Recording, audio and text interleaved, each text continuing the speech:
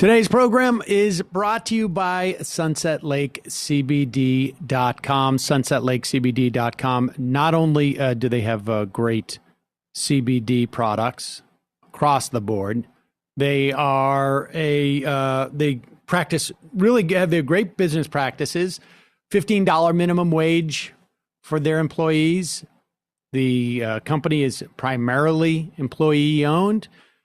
They practice regenerative agriculture practices in conjunction with the University of Vermont.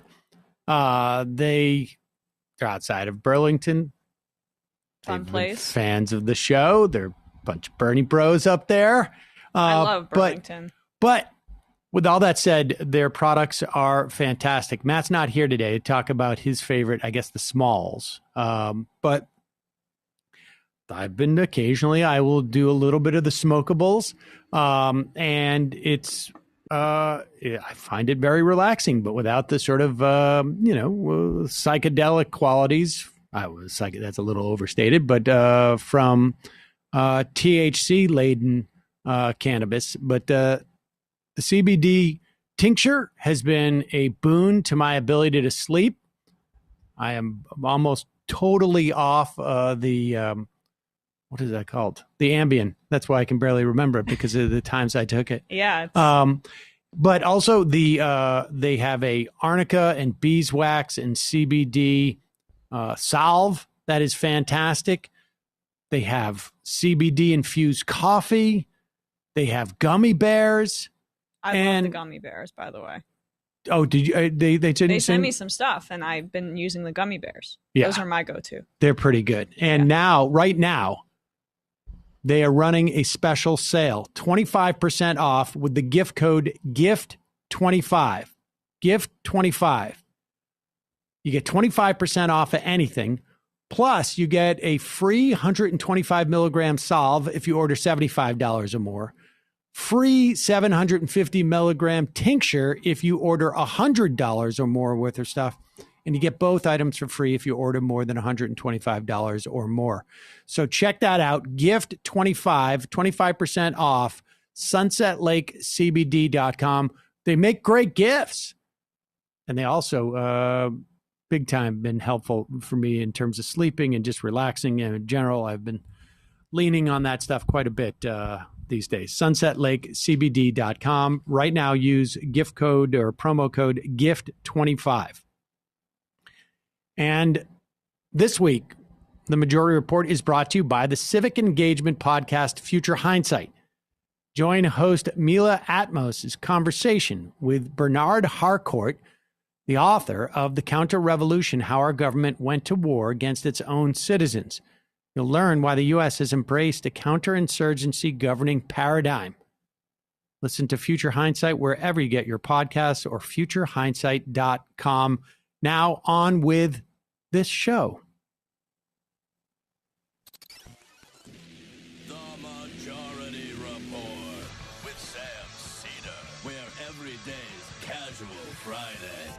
That means Monday is Casual Monday, Tuesday, Casual Tuesday, Wednesday, Casual Hump Day, Thursday, Casual Thurs, that's what we call it, and Friday, Casual Shabbat. The Majority Report with Sam Seder.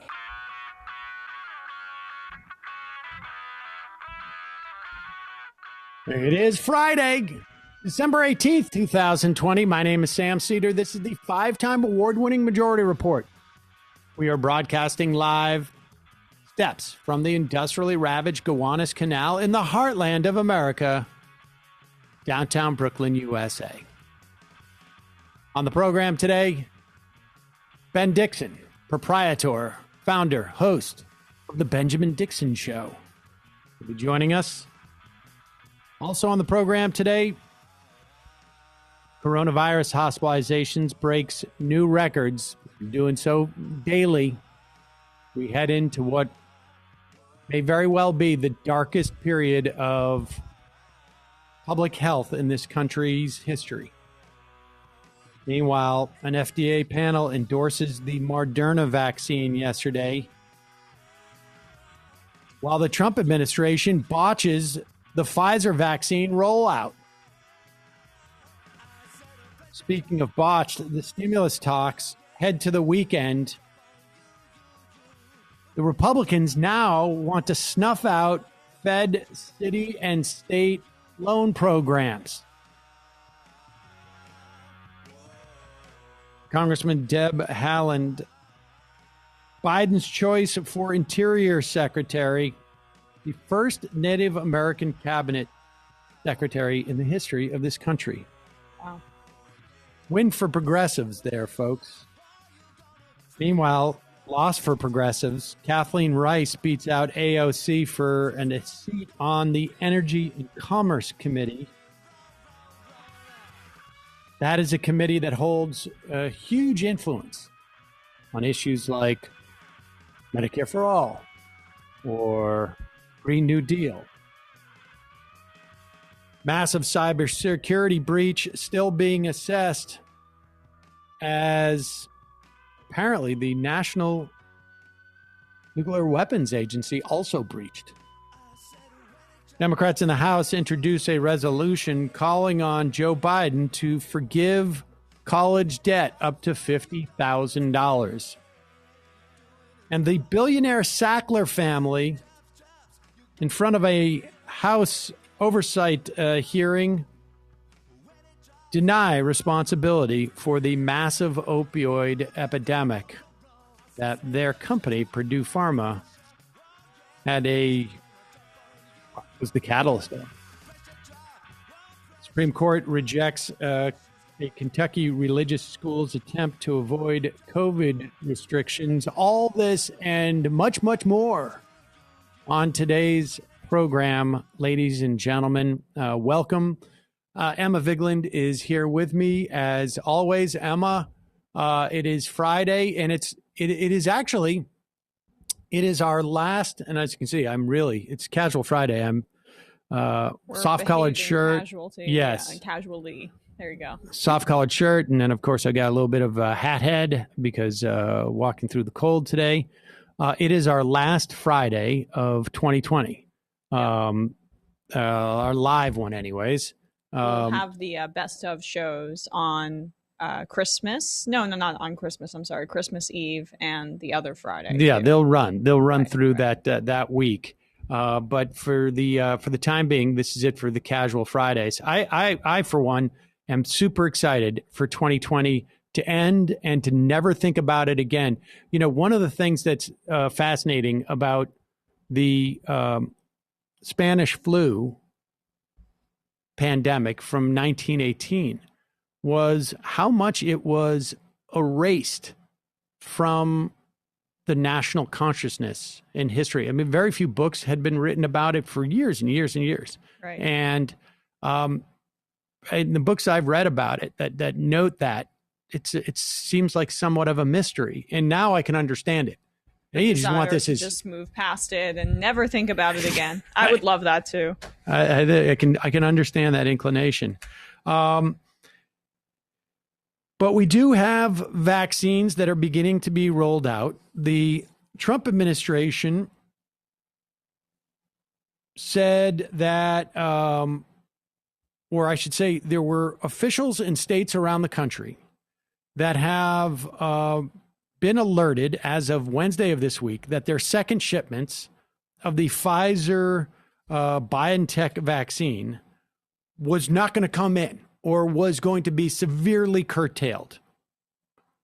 And there were health departments in states across the country that were started to get a little bit worried about this and wondering if they could, meet the target of getting to 20 million people by the year's end. Right. Apparently the federal government is telling state officials, we just don't have the supply. There's a problem with the production line, essentially, for Pfizer. However, Pfizer released a statement yesterday saying that the company faced no production difficulties. They had many more doses immediately available than were being distributed. This is a quote. "We have millions more doses sitting in our warehouse, but as of now, we've not received any shipment instructions for additional doses." which should be being pushed forward by Operation Warp Speed, aka the Trump administration. I mean, the idea that, there was plenty of windup for this. They had plenty of time. On one hand, it's stunning. On the other hand, it is the Trump administration. And it's the bug, not the feature of incompetence. Yes. And frankly, I may be unfair just to blame the Trump administration. It is the entire conservative ideology that government is a hindrance, and therefore it is very difficult for them to get staff, to create initiatives where government is actually doing something, because they are ideologically against that proposition. Right. And this is what we get. Meanwhile, speaking about ideologically against a proposition of government being effective, here's Tucker Carlson last night, the big truth teller on Fox News, essentially saying, you don't want to take the vaccine, don't take the vaccine. We still don't know. And my understanding is Moderna did some tests on the ability for someone who has been inoculated by the vaccine to pass on the COVID virus. Their tests seem to suggest that because it stops the replication of the virus, that you will not have a viral load large enough to infect another person if you have the vaccine. Again, 95% effective, they say. Pfizer apparently never ran those tests or has not released that data. But the point being that this vaccine protects other people, not just yourself. And just broadly speaking, the whole concept of herd immunity as developed through a vaccine, that is the theory too. You walk into a room because a certain percentage have been vaccinated, the percentage chance of you catching COVID is necessarily diminished than it would be otherwise. Here's Tucker Carlson, however, though, with his own perspective on that. What a cheerful patient she must be. We've got to assume she is in any case because we can't really know. The authorities didn't release her name. All we know is she's a highly satisfied customer. Yet another. Have a vaccine and a smile. Just do it.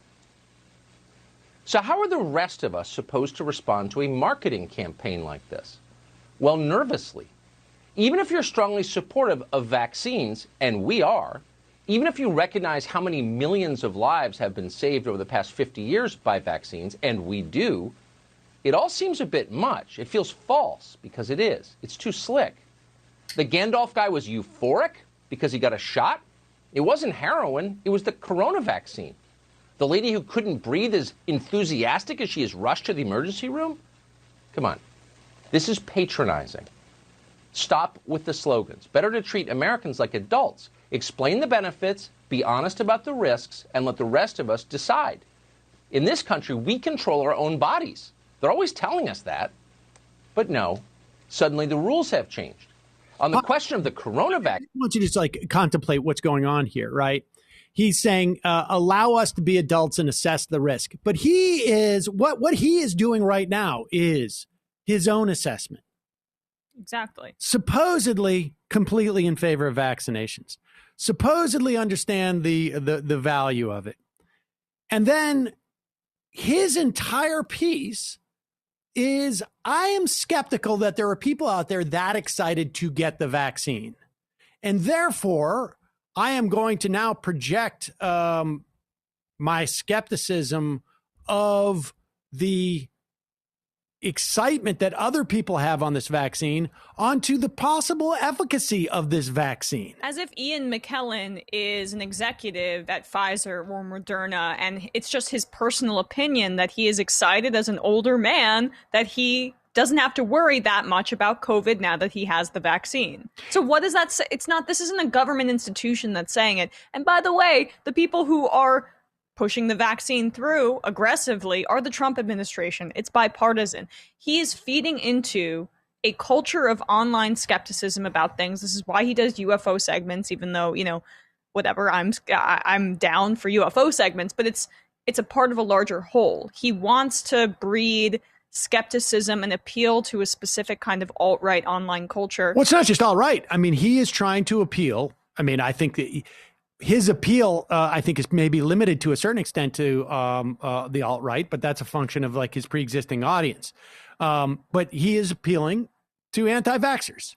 He is providing just one more talking point for people who have a skepticism of vaccinations and offering nothing but the nature of the marketing campaign to feed that skepticism. And not even a marketing campaign, individual people speaking to the news about their experience getting the vaccine. Let's continue with that.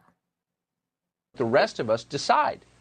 In this country, we control our own bodies. They're always telling us that. But no, suddenly the rules have changed. On the question of the corona vaccine, our leaders are definitely not pro-choice. Their view is do what you're told and don't complain. No uncomfortable questions. Those aren't just suggestions, they're rules and Silicon Valley plans to enforce them. Twitter's announced a new policy to censor any unauthorized inquiry about the vaccine. Now he's just made a big, I want people to also be aware of the big jump he just made. Huge leap. It's gone from public officials encouraging people to take the vaccine as opposed to mandating the vaccine. And we have mandates for vaccines if you want to send your kids to school. As Mike Pence gets the vaccine today. Indeed. But these are just encouragements. And they jump all of a sudden now into private industry. And is private industry, like, I mean, I was trying to figure out where's he going to go with that, with the big tech is forcing you to take vaccines? No. Big tech is policing their own websites. If you have a problem with a company that is that large, policing its own websites, and what you really need to do is make sure that company's not so large that they're policing the websites has that type of impact. Support break up big tech, Tucker. I don't know if you, but it's so much easier to be a general skeptic without actually providing any answers or tailoring your skepticism to, say, a government institution or a tech company. You just make it this all big amorphous blob of skepticism that you can direct your audience towards, and then you never do journalism or any actual empirical analysis. You just say, I don't know, I'm going to feed into your impulses to distrust things. Well, what it also lets them do is say, I said I was a supporter of vaccines, and so it's not, he gets his cake and eats it too. Let's continue. Announced a new policy to censor any unauthorized inquiry about the vaccine, or as the company put it, false or misleading narratives about COVID-19 vaccinations. Among other things, Twitter is censoring any claim that this vaccine might be used to, quote, control populations. So whatever you do, don't say this is social control, because if you do, the richest and most powerful people in the world will act in perfect coordination to shut you down immediately. So to repeat, there is no social control going on here. None. And if you suggest otherwise, Twitter's social controls will censor you. Are his ratings dropping a little bit? Because this sounds like one of those I need to juice my ratings moments that you occasionally see. Well, because big tech and his railing against it tests well. So you got to tie it into this. I'll have you know that the guy who has an audience of at least a couple million people on a daily night is telling you, as he expresses skepticism about the vaccine, is telling you that if you express skepticism about the vaccine, the richest people in the country won't let you speak. As he sits at 8 p.m. on a piece of communications real estate that reaches millions of people, that has been funded to the tune of millions of dollars. That's quite a trick. Yeah, he's a press, but he's speaking to you as he makes what, $20 million a year?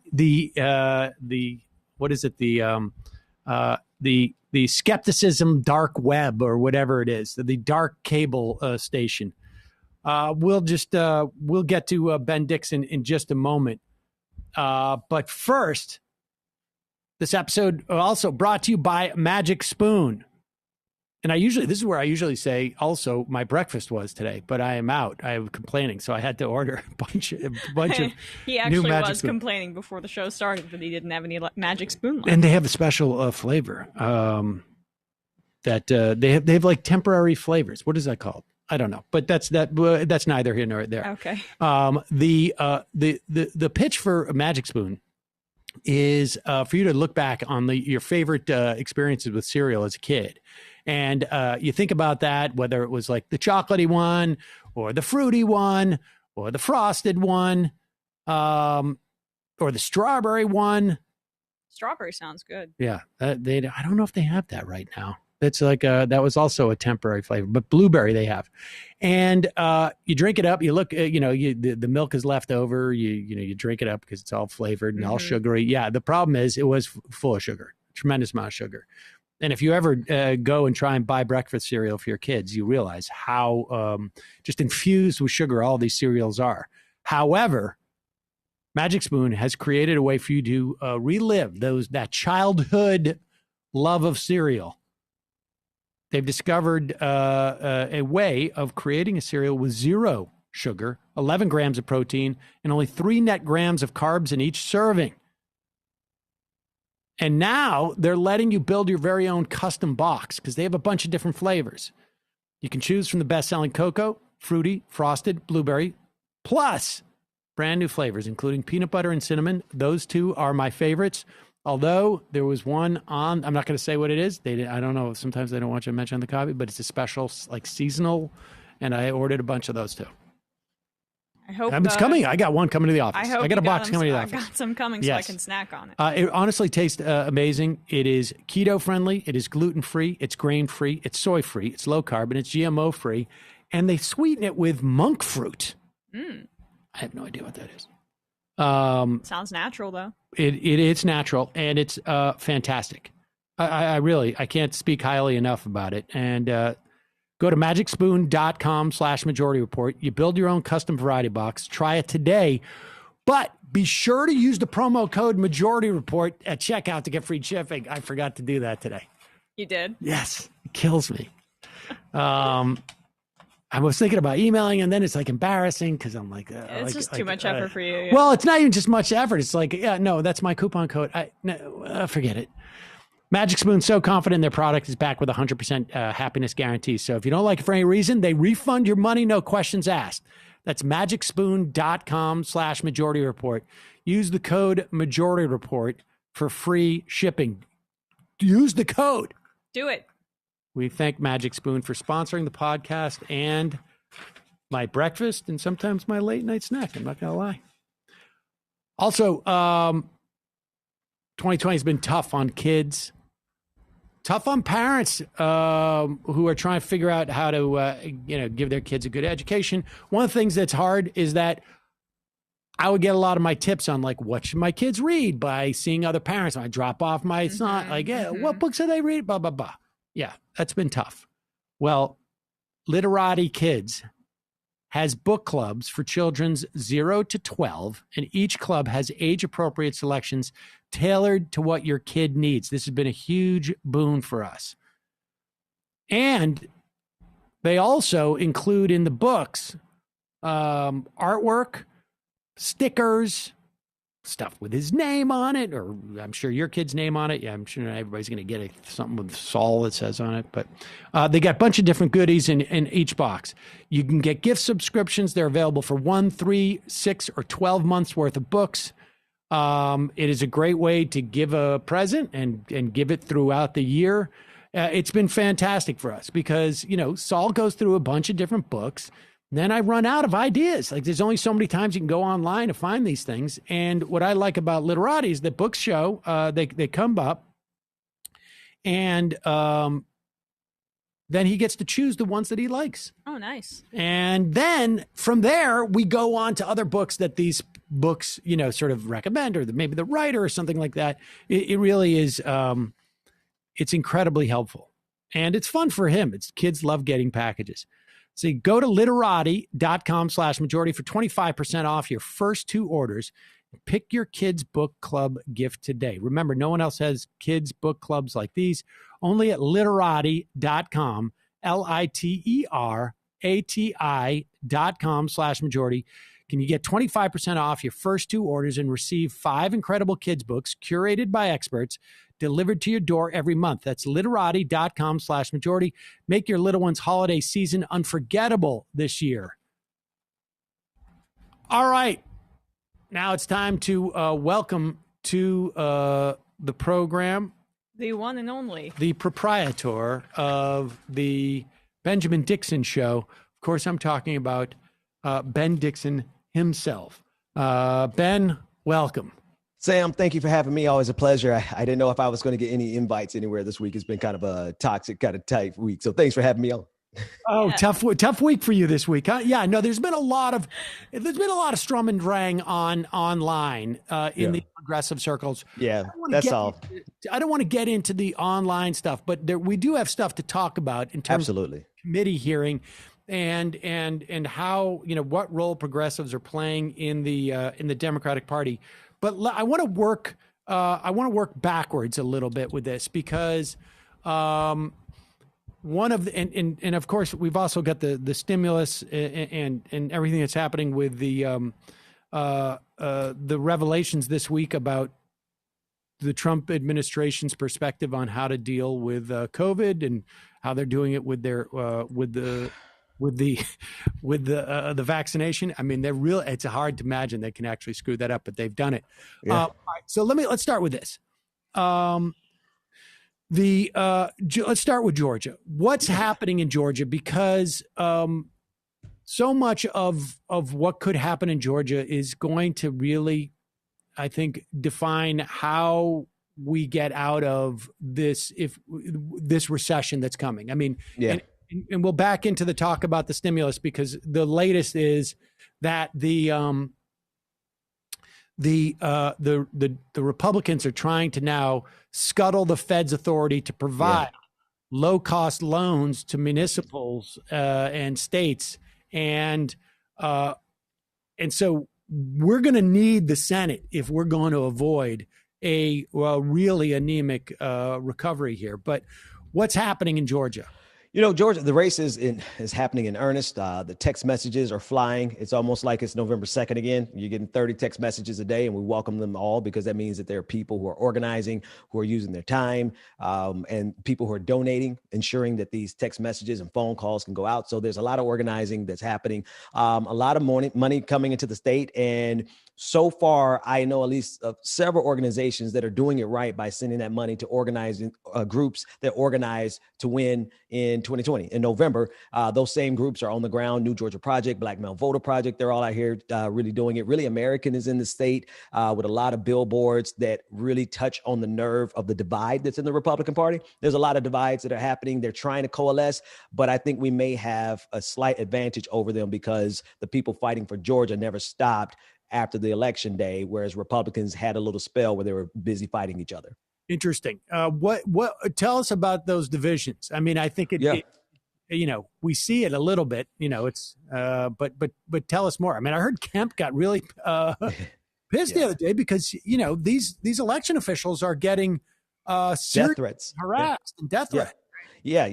And Kemp was attacked by Donald Trump directly. And what it is it's ironically enough, it's very eerily familiar. You have a segment of the right that is trying to force the establishment to continue to follow Donald Trump down the line of overthrowing the election results, overthrowing democracy. There's a very loud, vocal faction of that Republican Party here in Georgia. And there's a lot of anger at the Georgia Republican Party for allowing the state to slip into the hands of the Democratic Party on November 3rd. That said, those are the divides and they are inflaming them themselves, but, with some strategic help from other organizations that are just pointing out the truth that the Republicans didn't deliver Georgia for Donald Trump.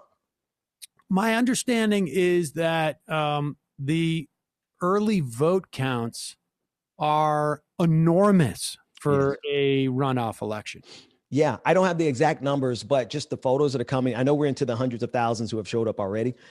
We don't know the split of that just yet, but there are lines that look like November 3rd that are happening all over the country. And this weekend is early voting in Georgia, so you can vote on tomorrow or Sunday in person. So we're encouraging people to make sure they do that. This is, I think, not gotten enough attention. because if it is the case, as it was reported over the past couple of days, that Mitch McConnell's very worried about not delivering a stimulus bill so that Loeffler and Perdue can go out there, and you tell me if you're seeing that they're getting hit with not having provided any stimulus. If there are, if 30, 40, 50% of the voting has already taken place, right, or more, that's already baked in before this, those people are all voting based upon that understanding of the electorate. Now, do they have a sense of how many people have early voted already? Right. No, we are into the, hey, Emma, how you doing? We are into the hundreds of thousands at this point. And the thing is that the turnout here is like, it's going to be lower than the general election, but they're already breaking records for a special election in terms of turnout. And so, and we don't have a sense of what the partisan breakdown is there. And you'd imagine it leans Democrat just based on past. Right. Well, also the counties that have such a large turnout. I know Fulton County has a huge turnout right now for early voting, and it's a predominantly African-American community. And, it's, traditionally Democratic, just so long as John Ossoff and Warnock and Joe Biden don't say something to offend us, they'll keep turning out. So it's looking good. I think it's looking good. It's still going to be tight, and I don't think anyone should let off the throttle at all. Keep donating, keep phone banking, keep text banking, and I think we can pull out a win.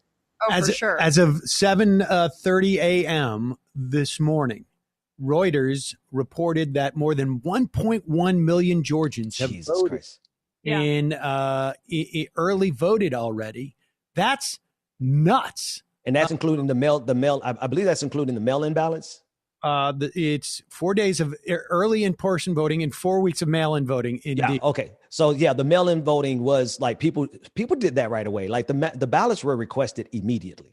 Once we knew there was going to be a runoff and the infrastructure was set in place, the ballots were requested immediately. So I didn't know that full number, 1.1 million. And I think it's just going to keep ticking up. Reported this morning. So that is stunning. One question, because I think there is a bit of Sam's pumped up. Well, at this point, prior to the November election, there had been 1.2 million. That's votes. it. Exactly.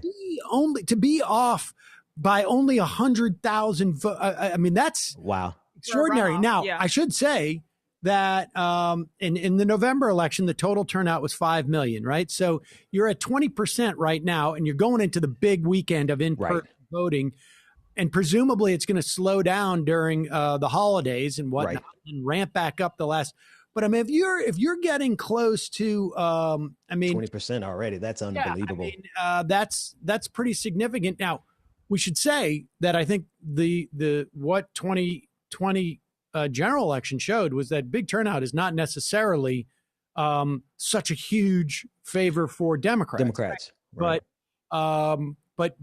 But who knows? I mean, right. And there's so many factors here. I mean, it wasn't a huge boon for Democrats, I guess, when it came to Trump, because Trump, his coalition is so obscure and it's hard to figure out because he turned out non-voters in the way that past Republicans did. And I don't fully know if I remember that data, but what the whole, the biggest factor in this is Trump suppressing the Republican vote, right? Which it could be a liberal fantasy, right? But it could not be. Do you have any sense on the ground, Ben, even though you haven't been able to leave your house? I know, right? So on the ground, it's still, kind of figurative at this point because, I'm not playing around with this pandemic. But the word on the street, I think, is what we're looking for. The word on the street really is that there is a genuine divide in the Republican Party. There's a lot of anger that's coming from them, right? It's the ad campaign that was run on the billboards by Really American kind of exploited that, but it was a divide that was there. And I think that divide actually really matters because Donald Trump has shown that he has no regard for the actual Republican Party. And he's more than happy to stand by and to continue to. I mean, he attacked the governor of Georgia, right? The Republican leader of the state of Georgia. And clearly that's going to cause a rift in the party as we lead up to this special election. All right. So let's talk about the stimulus a little bit, and then we'll move into sort of this question of leverage in the Democratic Party that the progressives have. Every I got with every 100,000 people that end up voting, or 500,000 people that end up voting early, or 1 million people that end up voting in Georgia, the relevance of passing the stimulus diminishes. Now, maybe not necessarily in a big way, because maybe I'm somewhat reluctant to vote, so I'm not going to run out the door and vote. And this is really more about a depressed Republican turnout than it is somebody sort of like changing their mind as to whether they're, it's someone who's just like, well, I'm on the fence, and maybe it would be better to not have Mitch McConnell be the leader because they can't deliver any of this stimulus. So we have this stimulus fight that's going on right now, and it appears that it's hit another snag. And this is after reporting that as of yesterday, Donald Trump, his advisors had to keep him out of the mix because he wanted to go in with a $2,000 stimulus check.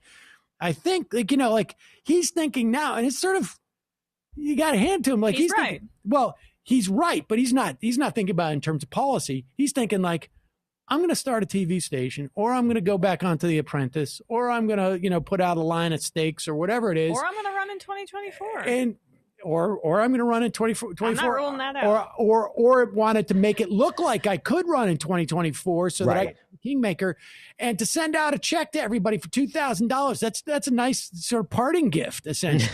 Yeah. And they had to hold him back. And now what we have is that the Republicans are, not only is there no funding for cities and states in the primary bill that is being debated, the Republicans are now saying they want to curtail the Federal Reserve's ability to provide low-cost loans to states and cities, among other places, essentially. There is some debate as to whether this is a curtailment of the Fed's powers that existed even before this. They have done some unprecedented things during the course of this in providing loans, first off loans, to some segments of public and private, and but it has been a backstop that's been important. And so, what do you make of all of just this happening now, Ben? Because, to me, there is a fundamental disconnect between Nancy Pelosi not having taken the $1.8 trillion deal back before the election, and the idea that she would take not even half, a fraction of that deal today. Right. Where do you come down? I mean, I come down on the issue that they really have no clue what's happening outside of Washington, D.C. Like, there's a lot of families that are hurting. Right. I mean, and as cliche as that phrase is, we're really at the epitome of what it means for families to be hurting financially, in bread lines, as we go to the holiday season, as people are trying to celebrate, or at least just trying to survive. The government has abdicated its responsibility to us and has been doing so since March, quite honestly. Like, we got the last check that people got was in March, and that was anemic at best. And so they are showing us that they really have a disconnect in what's happening with the majority of America. And I dare say, I don't think they care, right? I don't think it's just that they have a lack of information. I think they fully are aware of what's happening, everyone that's in Washington, D.C., and they've decided to risk that America's not going to respond because 300,000 people died and we're still just going on with the same regime. So I don't think they have any fear of the people. I think that's what's happening. Well, so let me ask you this, with that urgency in mind. I mean, this is the thing that's been sort of dogging me, and I have a tough time. I honestly don't know. I'm glad I don't have to make this decision. Let's put it that way. Back in October, like I say, $1.8 trillion. There was a $1,200 check in there. There was $400 for weekly unemployment insurance, $300 billion for state and local. The liability shield was unclear. Don't know. I would imagine McConnell might have been able to get it in there, although he didn't want to take this vote. And the other problem was it may help Trump win in October. I mean, because there are a lot of people who feel that that first round of checks actually helped him quite a bit. This deal is $900 billion, $600 checks, $300 weekly for unemployment. unemployment is not as long as the last one, but there may be Right. There is $0 in state and local, no liability shield, and may help the Republicans win the Senate in Georgia. I guess the question is, do you take this deal? If you think that the leverage is there now, and it wouldn't be later. Now, obviously, you got to push for more, right? Because you got to do that. But at one point, the leverage goes away. Yeah. On January 6th, the leverage is not there. If McConnell's doing this because he needs to convince maybe some on the fence, suburban Republicans that, hey, we're doing something. But maybe it goes away January 3rd. Maybe it goes away January 2nd. Maybe it goes away January 4th. I don't know. Right. But do you take the deal? Because, on one hand, there are people really, really hurting. Yeah. That's that. I'm with you. You started that by saying you're glad you're not the one who has to make that decision, right? Because there's a lot of politics at play. I think we look at the causal link between Nancy Pelosi rejecting that deal at that point and the fact that Republicans had been rejecting the deal that she put out prior to that, and that they delayed this long enough to place it right before the election for political purposes, including the other part that you mentioned, the liability shield, right? I think that's what she primarily used to justify them not signing off on it, was because they did not want to provide that liability shield. I agree with that component, but do you do that at the expense of people? Well, then you have to ask yourself the question, if Republicans are doing this as a political football to win in 2020, what is going to be more damaging, to wait to January for a stimulus check or have Donald Trump for 4 more years? So if I was having to do that calculus, I wouldn't want to do it. But I mean, honestly, if you really think about this strategically, we could have had $1,200, but also 4 more years of Donald Trump, 300,000 more people dead. I don't know where I would have fell on that decision, but I mean, I'm glad I'm not the one who had to make that one. It's tough. Yeah, I mean, I think that's a bit of a false choice that she put up there in order to justify the fact that she basically turned down the White House's deal. And who knows if it would have even passed McConnell, but I think putting McConnell in that position, you would have gotten relief for Americans, and then he would have been, if he turned it down, then you could have gone after Republicans in general. Republicans are in the way of standing in the way of these $1,200 checks. But I do think this deal, I think you push through the weekend and you see what you get. It seems like they're going to stay through the weekend before they go for Christmas break, and it doesn't seem like they're going to come to a resolution tonight, even though the continuing resolution I think does expire at midnight. Well, the continuing resolution is a separate problem, right? That is the $1.4 trillion government essentially operating budget, and it's quite possible the government will shut down over the weekend. We won't feel it that much. And by the time things wind down, and then they'll pass it on Monday. They've done that a couple of times. Yeah. But this is, I think they want to try and get it all done at one time. I don't know if they will, but I guess it's really just a question of how much, what do you get out of this, and how hurting people are. And maybe the idea is you hope you win Georgia anyways, and you get a second bite at the apple. But I don't know. It's a tough decision to make. Yeah, it's tough. And I mean, David Dang was saying on the show yesterday that there already is going to be a lapse in benefits. So do you want to roll the dice and just continue to elongate the process where these benefits aren't reaching people? Because there will be a lapse anyway. I don't know. I think I would negotiate through the weekend and still take something, because the economic harm is so severe, and the cliff that people are facing. We have, 20 million almost Americans on unemployment. There are anywhere between 2 and 5 million Americans who could be evicted in the month of January, and then millions to come. So the assistance needs to come too. And there's over $20 billion of rental assistance in this package. So to me, I think the situation's too dire to play games with it. And luckily, as you're saying, Ben and Sam, it seems like a lot of voting is going to be done over the weekend. So you just hope that it doesn't reach enough people, or their minds are already made up by that time. Let's move on to just this, the revelations this week, and then we'll get to the leverage in the Democrat. We need to wrap up this week. We need to mention this, the stunning story that there's two of them, actually. One was there are two sort of young Republicans who were appointed to the CDC as political appointees who left the agency recently, maybe over the summer, because they were just could not, as bushy-eyed, bright-tailed Republicans, Heritage Foundation Republicans, who are standing out there to basically, like, you know, you don't get through that without a lot of skepticism about the functioning of government.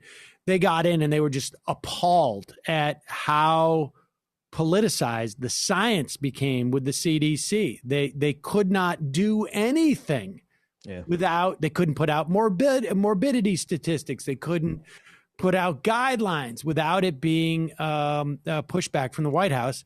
And then also we now know that there was an ongoing belief in the Trump administration that we should be, and we are in some respects, pursuing a herd immunity strategy, which of course is absurd, but also like stunning that they kept it secret.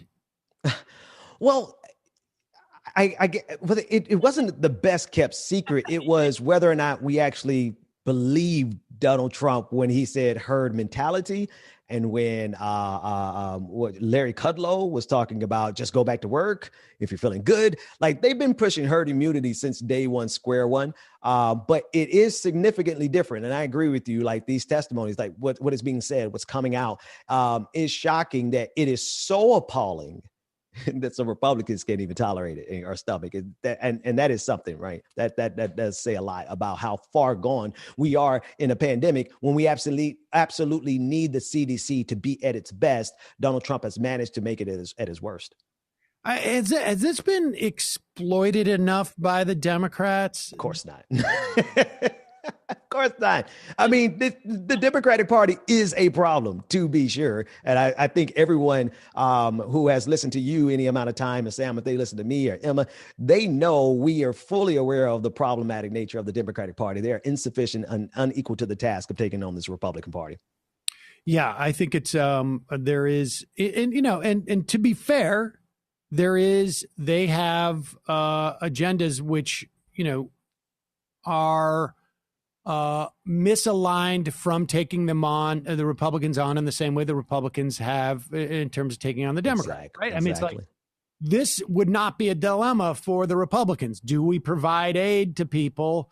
Do we take half a loaf when we know they're suffering out there, and risk losing Georgia and not getting any more, another bite, you know, another part of that loaf? I mean, that is, whereas, you know, it's very hard for me to wrap my head around, but the pathology involved in, like, I don't know, we have clip today that we'll play of Rand Paul, who is saying that if we give direct payments, will hurt the economy in the long run, which of course is just absolute bunk because of deficits. I mean, that's all bunk. That's all just literally, that's quackery at this point. I mean, Ron Johnson just blocked the $1,200 checks for Americans, and he cited the deficit. And Stein posted a headline from 2017 where it says U.S. Senator Ron Johnson backs tax cuts, dismisses $1 trillion projected increase in federal debt. Because this is what the game that they're going to be playing now. Of course, Biden's in office. It's quackery, and it's been proven as quackery. But so the Democrats have, you know, and so basically what they're doing is they're basically just saying, like, we're just for no reason going to, well, not no reason. It's not just, it's not no reason. And it is for political advantage. By starving the Fed's ability, by starving our ability as a government to fiscally stimulate the economy by giving money to cities and states so they can, and their projected shortfall is somewhere around $300 billion in terms of teachers, in terms of firefighters and cops and city works and programs to help feed people. That the biggest drag on the recovery under Obama was hiring in the government sector. You go back to all the recoveries that have taken place following Clinton, following Reagan, following Bush. You need to have, they all increased government hiring across the board, not necessarily Fed, although somewhat Fed, but state and local. And that is money that comes in from the feds because they're not as sensitive to things like, property taxes or sales taxes going down. And the way, if you want to set out to make sure that this economy does not recover, and I think they all feel quite confident that the stock market will be fine. Their rich benefits will be fine. Yeah. If you want to make sure that this economy does not recover with any type of speed so that you're set up for 2022, the way you do that is you inhibit the ability of the federal government, or in this case, the Federal Reserve, for providing any type of funding or liquidity for cities and states. And that's the way you make a recovery anemic. And they don't care. They just don't care. That's the thing I think a lot of people aren't taking into their calculus as they create these strategies. There's a lack of concern. They don't care. The politicians absolutely do not care. They do know that they can push America to the brink because we're at the brink. They made it past the George Floyd protests in the middle of a pandemic when, by that time, I don't know what, 100,000 people probably had died at that point. I'm not sure because it's been such a long 10 years. 2020 has been such a long decade. I can't remember which month that was. But the fact of the matter is that politicians are operating under the premise that they will never be held accountable by the American people. They have no fear of the American people. 300,000 people are dead. They don't care that they can play football with our livelihoods and our life, for that matter. And I think that's a fundamental problem. But on the flip side of it, the question has to be asked, why are Americans tolerating this? One, because they're just trying to feed their kids and they don't have time to lead a revolution. And then two, because they're just trying to survive a pandemic. And here is also another example. I think you're absolutely right. They don't care. And Mitch McConnell doesn't even care about Republicans who are, I guess, perceived subsidiary to him. Put this up here. This is from Business Insider. This is story. You got Republican mayors across the country who desperately need this aid. And Mitch McConnell's like, I'm going to pretend like you don't even exist. It's a blue state bailout. and so I don't know what you do with that, frankly. And those Republican mayors are not going to break ranks. So, what are they going to do beyond that? They're not going to blame. And even if they do, to a certain extent, like, I don't know, look at like folks like Raffensperger and Kemp. They're just the Republican voter also doesn't care. Right. And that is to their benefit. All right, let's look on the other side of the ledger, as it were. We see the Republicans are terrified of the Republican base. Yeah. And really of like their ideological base. Let's put it that way. The Democratic Party is not. Right. And part of it, I think, is because the ideological base on the left is far more fractured. And the dynamics are very different. I know you're laughing. Yeah. We're talking about like, it's true though. It's true. Sort of like online, part of this is like an online phenomena that I think most people aren't aware of. But that said, I think it's very easy to underestimate the importance of a small group of very vocal people in terms of fashioning a narrative. Right. That's going on. There have been pressure on, or at least talk of trying to pressure progressives in Congress to leverage their vote for Nancy Pelosi for Speaker. And it's been suggested that you get a vote on Medicare for all. Which could be counterproductive as. Yes. Look, and putting it aside, like the value of that ask in particular, it and it's sort of like blown up into this sort of now, a toxic brew of essentially attacking some people anyways, attacking AOC because she doesn't think that's the smartest thing to do at this point. But somebody with a YouTube channel does think it's the smartest thing to do. And so therefore we know, but while this is all going on with the left, right? Presumably the left who was trying to push the Democrats, there was an important vote taking place in the House. Yes, it was. And, this is coming on the heels, there's been some progressive wins. Deb Hadlin just got nominated by Biden to be Interior Secretary. There's some the National Council of Economic Advisors, some, to the left side of and on climate, things pretty good, nothing, pretty unoffensive. Nothing dazzling, but strong. All right. So this happens in the House. AOC has been lobbying to get a role on the Energy and Commerce Committee. The Energy and Commerce Committee deals with things like the Green New Deal, deals with things like Medicare for All. If you don't get it past those committees, it is dead as legislation or initiative. But some people don't know how that works. Some people don't know how that works, but I don't want to focus this on one idiot online. Yeah, I mean, this is a bigger story. No, I know. And the caucus, the steering committee, essentially votes on who sits on this committee. Listen.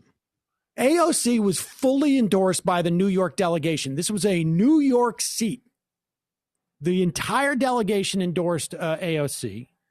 Only part of the delegation endorsed Rice, Kathleen Rice. She's from Long Island. And however, the steering committee voted 46-13 to give it to Rice. And we have a situation where, and Rice, we should say, actively did not vote for Pelosi. Right. The last time she ran for a majority leader. Now, Pelosi does not have a say in this, supposedly. She, sure. I have no doubt, influences the steering committee to some extent. But the steering committee itself is also older and, from a different generation and more conservative. And it was partly retaliatory because Henry Cuellar of Texas, he wrote or he said in a call, I'm taking into account who works against other members in primaries and who doesn't. Yes. Well, I mean, this is the way that politics work. I mean, when and that I think the left doesn't seem to understand that when AOC exerts her political cachet to build progressive strength, there's another force on the other side that's going to say, like, well, we're going to push back too. Right. And so while AOC is taking heat online from not, forcing a performative vote, the left could have been trying to pressure the steering committee to put AOC in a position where she could actually have done work to forward these goals. I'm just so patiently waiting for you to give me the chance to speak on this one, Sam. Go off. Because the difference between the Tea Party and the dumb left, as our friend coined them, is that they seized power and used that power from the pressure of the people on the establishment. What the left is asking us to do right now is to use our social power to obliterate progressive political capital on Capitol Hill. Yeah. And that is the most imbecilic use of our power when we miss the opportunity to do literally. Why are we trying to dethrone who is the top progressive? I don't personally care who's the top progressive. If it's AOC, if it's Bernie Sanders, as long as they're up there fighting for us, what they need us doing is primarying these centrists. If you really want to be, I'm going to take it back to 1990s. Y'all got to forgive me. This is old school, but you really want to be rowdy and bad about it. Primary every single centrist who we already know doesn't support Medicare for all, we already know they don't support the Green New Deal. And we also know that even if we play nice with them, or even if we play hardball, they are coming after every single one of us because of our ideological differences. It's okay for Rice to have actively not supported Nancy Pelosi because she is not going to be fighting on behalf of Medicare for all or the Green New Deal. They might have been enemies on that day, but they are not ideological enemies. And so we could have came into the fray on behalf of progressive voices gaining power to actually get Medicare for all. But a lot of our friends on the left thought differently of it. So I'll leave it at that. And we obviously have a certain myopia because we're online shows, and this is the space in which we deal with. And if we were heading a government adjacent organization, that raised money from Democratic donors, we would be more keyed into what the state of play is with other organizations. But from a media perspective and from a social media perspective, which, I think it's, for some people, they think this is irrelevant. But I mean, if you look into the future, folks, I can tell you right now, so much of this is going to play out there, because that's where a lot of people under the age of 40 are playing out their politics, obviously on the streets as well. But there is a huge vacuum, it seems to me.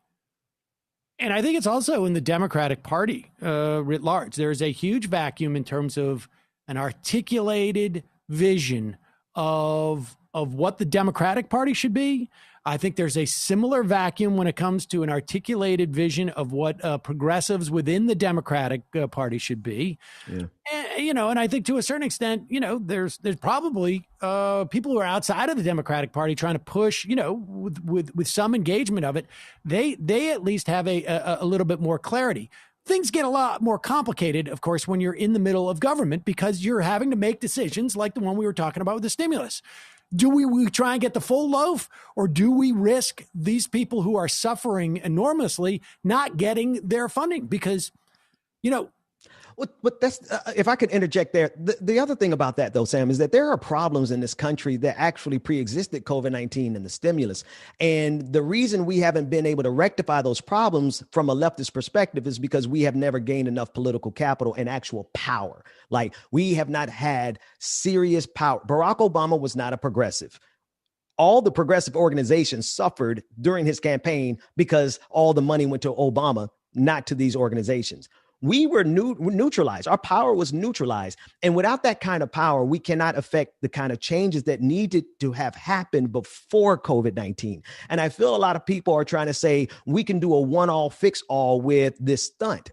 You're not going to undo the damage that has been done over 40 years with one forced vote. It has to be strategic enough to amass power over a series of years, and we're actually headed in that direction. The squad damn near doubled.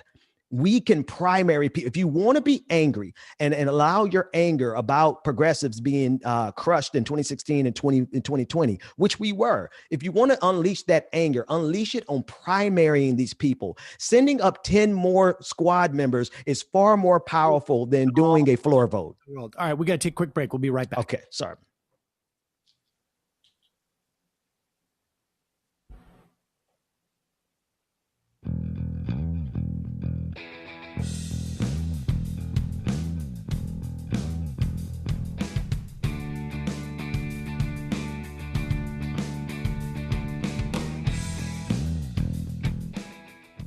All right, we're back.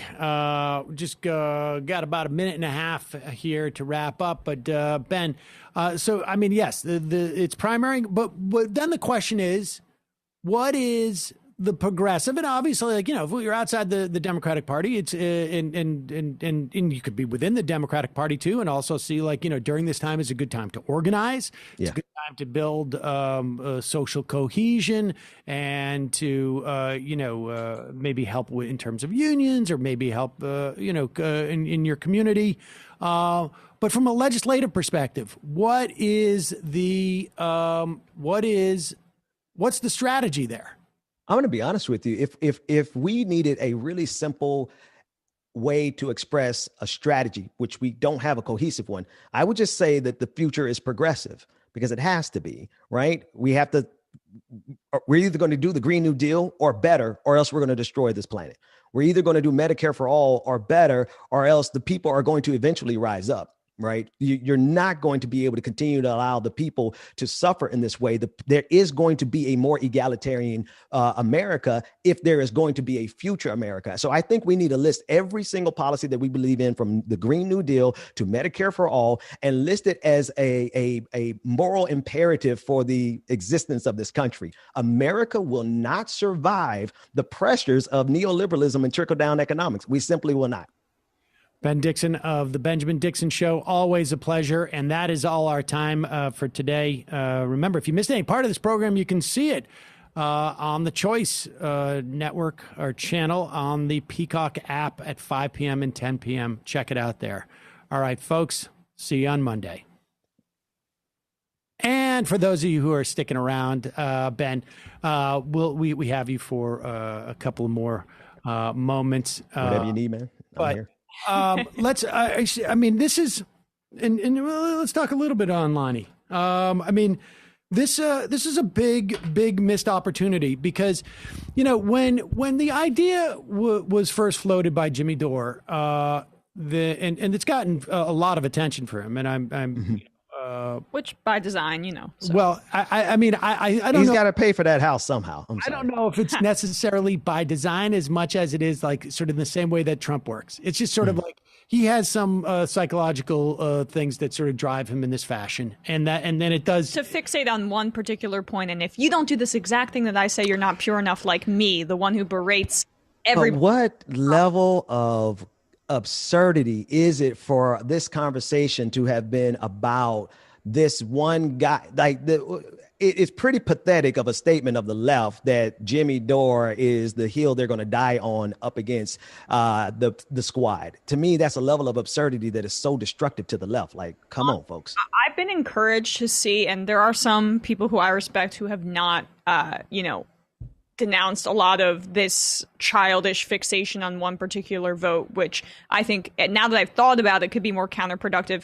A caller the other day pointed out how Mitch McConnell really wanted us to bring Medicare for All or Mitch McConnell wanted Bernie Sanders' vote on Medicare for All, which hadn't happened after he had all those co-sponsors, basically because he knew it would fail. So he could rub it in the faces of the Democrats and then set it back. I mean, I'm not fully opposed to a vote on Medicare for All, but it's 25th down the list of priorities, if at all a priority, because we need more members before we can actually gain momentum on that topic. There's so many more important things. There was value in the idea of leveraging that vote. And the problem was, and you know, when I first heard this idea, that's my feeling was like, there's value in leveraging the vote. I don't know if the Medicare for All vote is necessarily the vote, the thing to go for. I think at the time I said maybe it's committee things.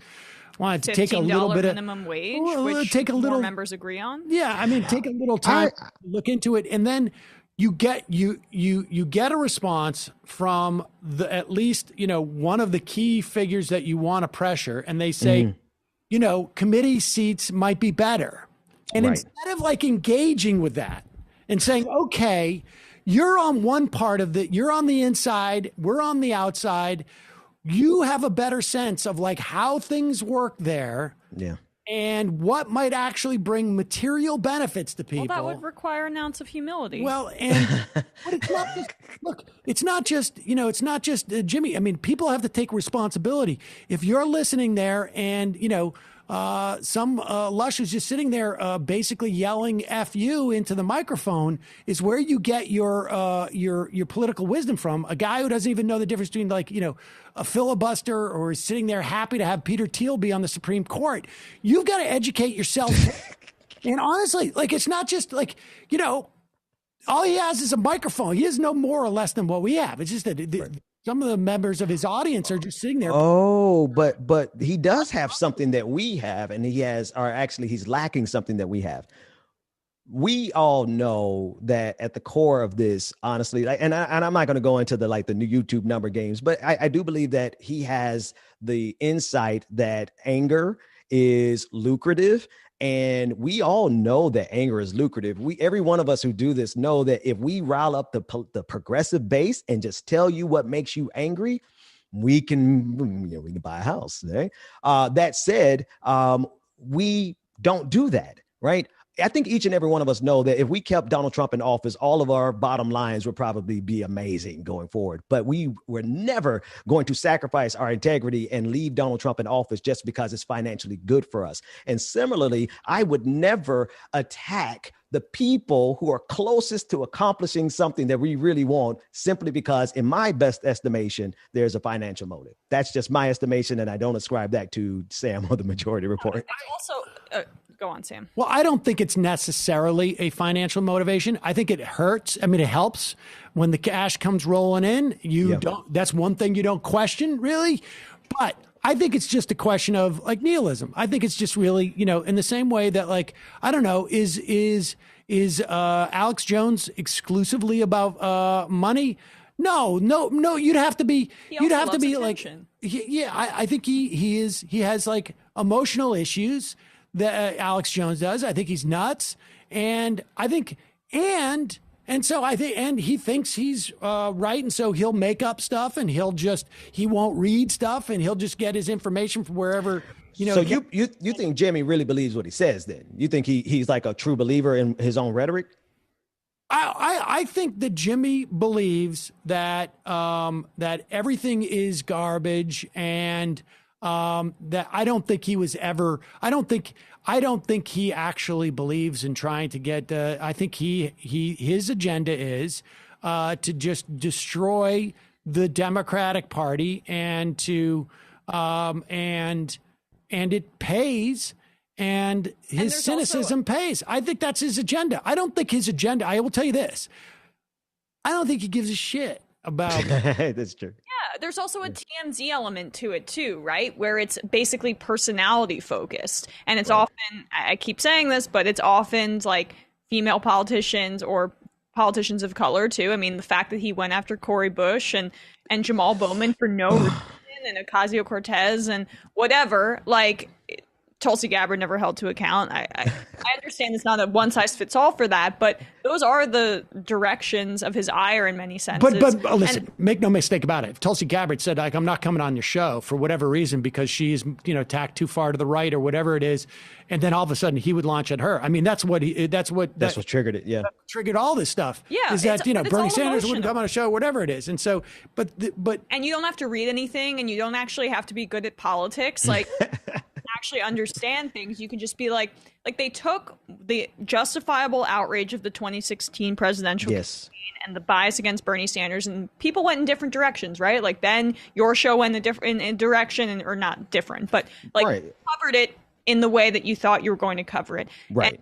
And there was a branch of the left online, or whatever that is, that made it about how the Democratic Party is beyond repair. And everyone that becomes a part of the Democratic Party is corrupt and, beholden to Nancy Pelosi. And then when AOC said mama bear and called her that, well, that was doors opening to say, see, she's just like them. She's on the cover of Vanity Fair, so that must mean that she's actually a terrible person and not fighting for the same things. He literally said, she's standing in the way of your health care. Alexandria Ocasio-Cortez. That's what Wait. Jimmy Dore actually said that? I didn't see that part. Actually, you know what? We got pen here. Let's play the clip. Yeah, well, sure. I'll send it to. No, we have it. I think. Oh, you have it already. This is amazing. Yeah. I mean, I sort of determined not to get into it, but yeah, here it is. This report came out against you. Kyle Kalinske just turned on you. AOC, did you see that video? Kyle Kalinske just turned on. Guess who else? Crystal Ball. Guess who else? Jimmy Dore. Guess who else? Medea Benjamin. Cornel. Everybody sees through West you. Did not turn Everybody sees through you, except your fucking sycophant DSA dickheads in fucking Brooklyn. Jimmy, we see through you. Even my detractors see through you. That's right. I don't know about that. Look at, like, this is not healthy. It's online nonsense. Like, yeah, okay. Look, I think Kyle's done good work. I think AOC watched his video and is aware that Kyle turned on her? I think she has worried about. But I personally don't care if Kyle turned on him or her, because this is wrong. They're wrong. They're wrong. Right. They're just patently wrong, because the strategery, because that's all it is. It's not a strategy. It's strategery at this point is dead after step 2. And you never win a checkers game, let alone a chess game, let alone life, with 2 steps. The thing here, though, the thing that really, really bothers me is that he's going all the way in on this. He is trying to dethrone This really, at the core of this, is a faction of the left that's trying to dethrone the progressive faction that actually got traction and power. My question is, Jimmy, why don't you ask your the official that you helped get elected? Like, who's your representative? Why are you going all the way across the continent of the country to New York and putting pressure on a first-term congresswoman who just amassed enough power for us to primary other people? You're asking her to sacrifice that. What about all the other people? Why all this energy for progressives when your strategy itself is never going to yield results? It's like we're in a circle of firing squad, and at the end of it, nobody gets anything except for neoliberalism and trickle-down capitalism. Is there more Posted video? a picture once on a magazine with someone Jimmy didn't like. I mean, the it gets more abusive. I don't want to even, it gets worse, but. Should we play any more? Yeah, of it? I play the rest. I think it's. Oh, y'all gonna make me cuss on it. But he sees through the squad now. And why AOC? I'm telling, they're pushing her out there because she's the most sympathetic. And so idiots can say, stop attacking her when she is standing between you and healthcare and protecting Nancy Pelosi and her career. Excuse me, guys. Can I respond to that real quick? Yeah, pause. Are we off of like whatever? What's the rating right now? Is it rated R? Can we cuss? Yeah, you can cuss. Yeah, Fuck Jimmy Dore. This stuff is sociopathy. What he is doing is cashing in on your anger, but he's cashing in with a strategy that's going to leave you without Medicare for all. He is literally, at this point, COINTELPRO for me. He is a Fed at this point because he is coming in to neutralize the only power that progressives really have. And if you and your, and I'm going to do my best not to insult the people who support his idea, it's in my blood to insult you, but I'm not going to, because you really, really need to understand that what he is doing is manipulating you for cash. And much more importantly than him is the fact that he is scullying our chance to get Medicare for all in the next 4 years. He's going to make us kill it right now. That's what he's doing. He's a Fed. I got news for everybody. There's not going to be Medicare for all in 4 years. That's not happening. This is a 10 chimera. It's a 10 to 12 year project. And I got news for everybody. It just got set back by probably more than the 4 years that we just spent with Donald Trump. Because that's the spokesperson. This was the whole, well, it's not even just that. It's just like, look, people like there are extraordinary forces aligned against it. Yeah. Instead of having 4 years of slow frustration build under a Clinton administration who is trying out, to expand healthcare in various waves, maybe at that point have taken it to 55, a buy-in on Medicare. Instead, you are now working from a point of like people just knowing like we could easily go from the frying pan into the fire. Like right. If that's the way that politics work. And you can go back and people can go look at Jimmy's, vision of where we would be today. Yeah. Elizabeth Warren is the president and the Republican Party having, refused to go along with anything that Donald Trump wanted and all this, and know that the guy has no idea what he's talking about. And here's the thing. It is one thing to pressure the people who are closest to you and to allow them to use that pressure to leverage other things. But you need to do it in coordination with them. You need to do it, not necessarily coordination, but you need to do it like with some awareness of what they can and cannot do. If I take a hammer or if I take this, and try and use it as a hammer, it's just going to break and I'm not going to have the remote control anymore. Right. Yeah. You need to know if you're using something to do something else, you need to know. But when you're focused on personalities and it's just about, stick it to Pelosi or stick it to the establishment, you have no awareness of movement building and how long it takes for these organizations to work together to We're not going to get with 5 conservative Democrats, corporate Democrats now on that it's it. Commerce. Yeah. I got news for you.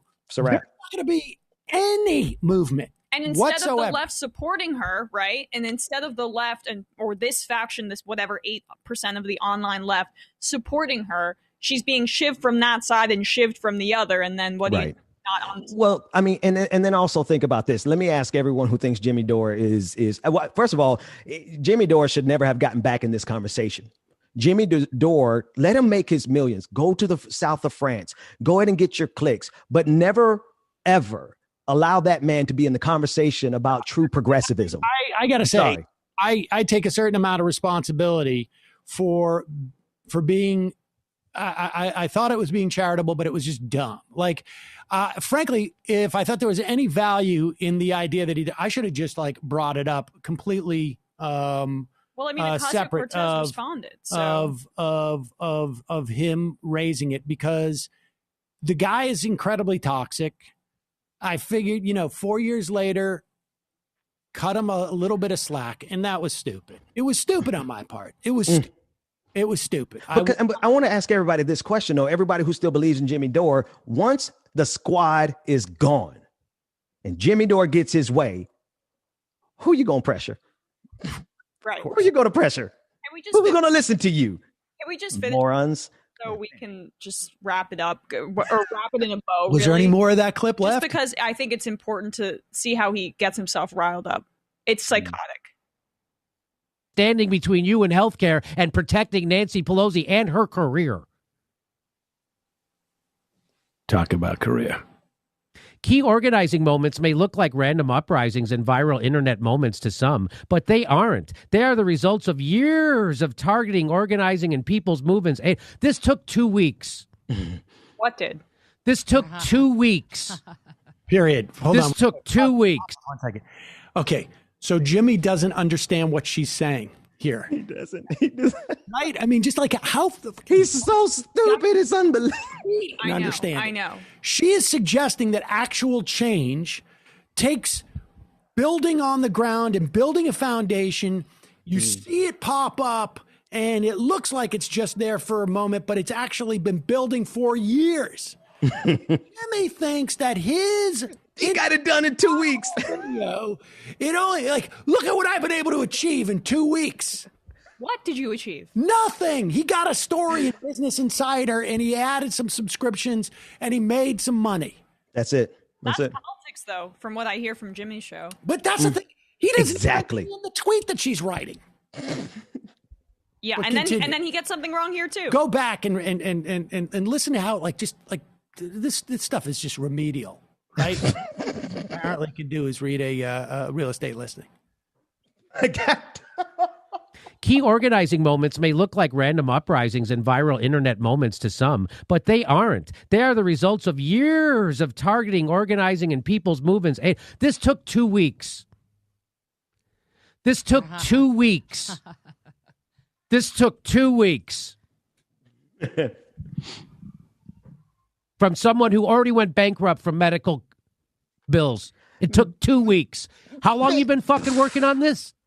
Oh my God. Yeah, I figured this out in 2 weeks, AOC. You liar, you coward, you gaslighter, you standing in the way of people in healthcare. You run on healthcare and then you deny it to us. You dangle it in front of your fucking constituents. And then when you get there, you don't lift up. Why are y'all doing this to me? I think y'all want me to snap on this motherfucker. God damn. Jimmy Dore, listen. I just got to say this. This has nothing to do with anybody on this show. But Jimmy Dore, you know where to find me, dude. You know where to find me because you ain't suffered nothing, man. You just bought a $2 million house. You bought a house that is probably 10 times the value of what AOC makes in a year. And you're attacking her like you have some moral standing. You are nothing. Let me stop before you never invite me back. Yeah, I mean, that might be the same video where he claimed that she voted for the CARES Act. There's no evidence of that. She said that she didn't. You don't need to take her at her word for it, but she was speaking out publicly against it. And then I'm hearing, there was a man's voice that said no, but she could have just not voted for it in general. But it doesn't even matter. She's speaking against it. She's speaking against it. Right. If that's the point, is that it's that's the cost. There's no cost. That's not what that clip is. In my opinion, that's not what that clip is about. That clip is about, holy shit, I hit a gold mine. I've struck gold.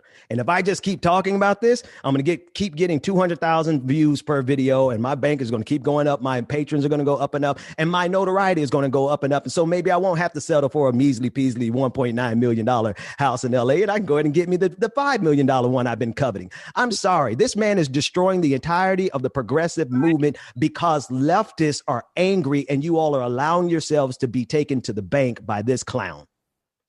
There's no pool, though. And that's the problem. That's why he's doing it. He's got to get a pool. He's got to get a pool. You're going to be out in LA. You got to get a pool. You got to have a goddamn pool, man. What kind of ragtag shanty are you living in, Jimmy Dore? 1.9 million with no pool? Come on, man. Listen, we're not. We're going to talk about this later a little bit, but I'm not doing my normal year-end roundup type of thing this year. Like, I just hated this year so bad that I just don't. But yeah. Let me just say this, since this is the last time we're going to see you in 2020. Thank you for your coming onto the show on a regular basis. Your contribution has been incredibly appreciated. I love the work that you do. Thanks, man. And I hope that you have years and that 2021 is an upgrade. I like you even more than Sam. So you guys, I'm trying to get. I like Sam more than everybody else because I want to be invited back. No, I know. I appreciate you, Emma. Appreciate all of you. Listen, shout out in solidarity and love to the entire Majority Report family and to all of us who know what we're feeling right now. But there's no need for us to even say it. We love all of you, and I definitely love all of the Majority Report and the entire family. All right, Ben. Good luck. We'll talk to you soon, folks. Take care. Check out the Benjamin Dixon Show. All right, and we're going to head into the fun half of the program. Like I literally started the day off. I was like, we're not going to talk about you. I know, and we did it anyway. I know. But maybe we'll just say not next week. But it's not like we didn't cover a bunch of other stuff. We did. We're respectable news people. We covered Congress. I'm not necessarily convinced of the respectable news people, but we covered other stuff. No, we are respectable news people. Folks, just a reminder, you can support this program, my endeavor to get a pool, by going to jointhemajority.com. That's where I think what we'll do in January, 10% of every membership will go towards your pool. No, Jimmy's pool. Oh, right. Maybe, I was gonna say maybe this is like one of those situations. Maybe it's one of those situations where it's like, dude, we got you a pool, so how about you just not talk about stuff you don't know about? Yeah. A moratorium on your dumb bullshit. Right. Here's your pool, dude. Now, chill. All right. Look at that. It's got one of those like built-in hot tubs. Folks, you can become a member at jointhemajorityreport.com. When you do, your program not only supports the free show, but also gets you extra content every day. And of course, head over for some merch at shop.majorityreportradio.com. You could check it out. We got all sorts of great stuff. I got this. I forgot to tell you, I accidentally took that t-shirt home. And by accidentally, I mean kind of on purpose. I was going to say accidental. I don't think so. Look at that thing. Whoa. Are you kidding? That's what I like about the head about that thing. It just sort of looks like it's creeping out of nowhere. But we got a bunch of other great stuff. All sorts of posit. Left is best. Do you know where that left is best comes from? I do. Yeah. You told me maybe my first day just as an introductory. That's it. That's the only thing I tell people. Yeah. And folks, don't forget AM Quickie. You can check it out, amquickie.com. 7 minutes of headline news every morning. Free, totally free. Sign up on your podcast app, or you can watch it on YouTube at Majority Report Audio on YouTube. And also, don't forget justcoffee.coop, fair trade coffee, tea, or chocolate. Use the coupon code Majority, get 10% off. Oh, that's what I should get. Did you get you some of that Majority Report? Oh, yeah. And then also there's beanies, too. Did you mention the beanies on the shop? Are they there now? Oh, maybe not. Oh, soon enough. They'll be. I think so. They're beanies that will make Tim Pool blush. There you go. Oh, that would be great. We should send one to Tim Pool. Better than everything. All right, folks. Check out Left Reckoning. Oh, and today on Nomi's show, do we know who's on Nomi's show? Okay, who do we got? I don't have the list of names. Here we go. It is Tara Huska, Javanka Beckles and Marianella Depril on the Nomiki Show. And you can find that at youtube.com/the Nomiki Show. Damn, those are some good graphics. Yeah, no, they do a good job over there. Yeah. They do a good job over there. Folks, also, you can find Left Reckoning. Not exactly sure what's happening on with that. And don't forget the Antifada. They have their Twitch stream now. To go to twitch.tv/the Antifada. And as always, patreon.com/the Antifada. See you in the fun half.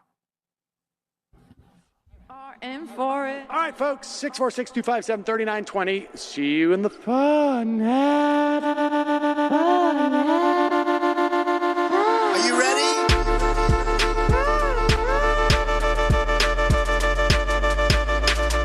Who sent us this? Alpha males are back. Boy is back. And the alpha males are back. Just as delicious as you can imagine. The alpha males are back.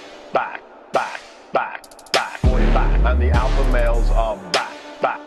Just want to degrade the white man. Alpha males are back. I take all of it in my throat. Alpha males are back. Almost says what? The alpha males are back. You are a madman. And the alpha males are back. I am a total cunt. Can we bring back DJ Dannerky's song, please? Yeah, or a couple of them. Just put them in rotation. DJ Danner. Well, the problem with those is they're like 45 seconds long, so I don't know if they're enough of a break. That's fucking nonsense. Hey, folks, reminder. I do not have Parkinson's. And the alpha males are Psych. Fuck them. Almost says what?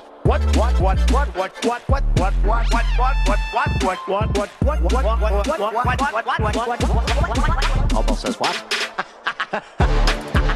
Hell of a lot of bank. Hell of a lot of bank. Hell of a lot of bank. Hell of a lot of bank. Hell of a lot of bank.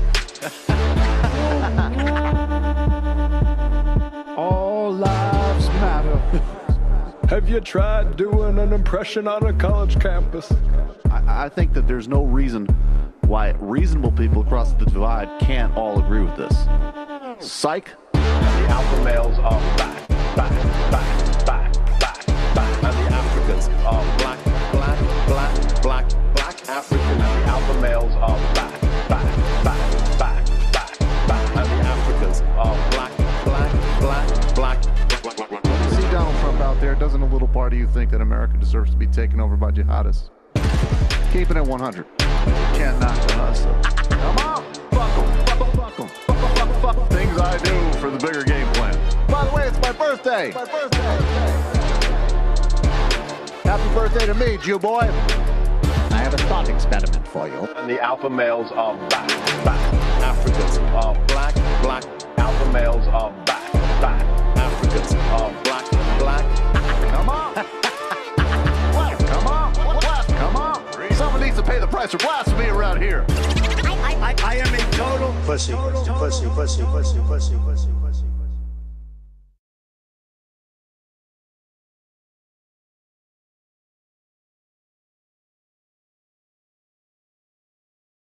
You muted. I'm back. I was also muted the whole time. So I made the perfect entrance. That was perfect. Perfect entrance. We'll try and get to a bunch of calls today, but you know how it is. Here is Maybe Jamie will call in. I can't, here is yeah. He has the number. Yeah, well. Here is the Sackler VP during the opioid. She was the Sackler vice president during the opioid crisis. Purdue Pharma, they basically off-label marketed this drug to doctors by telling them, and they had all sorts of very, very, very aggressive programs in which to sell this. They basically told doctors, like, this is a special formulation. It's not going to be, you're not going to have to worry about addiction and stuff like that. This is a drug that was developed to treat people who were going through the worst of the worst pain, where the idea of becoming addicted to opioids was completely secondary to the massive chemo they were going through, or the acute injury they had suffered, or whatever it was. And of course, you'd have to be very careful in administering this to the people and monitor the patients and whatnot. But instead, what they did said, well, we've developed a way in which it's time released in such a way that it doesn't become addictive. And you can basically prescribe it for anything. But they have no idea how they could have avoided this. They knew the numbers they were sending out the door. They knew how much they were producing. They knew that specific towns in rural areas were having shipments that were, massive, basically dwarfing other areas because they were being prescribed to basically everybody in the town. Here is, this is during the hearing with the Democrats House Oversight Committee. This is Representative Maloney from New York.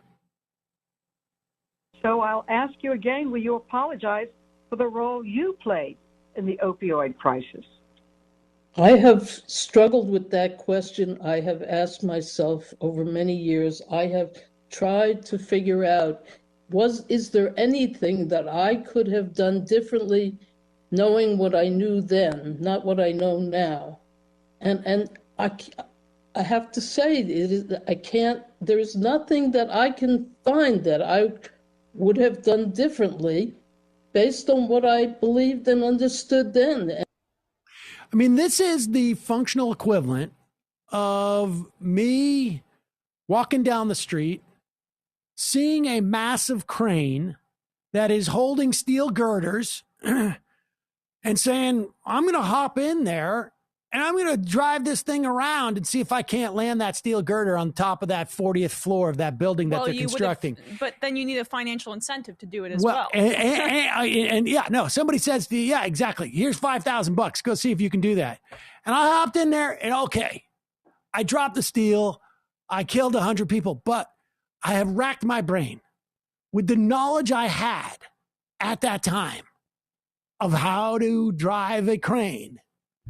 And realizing at the time, I thought I could do it. I just why would it be that different from working like a lawn tractor or something? But I mean, it was like the idea that they're pretending like they feel remorse and they're just like, what could we have done?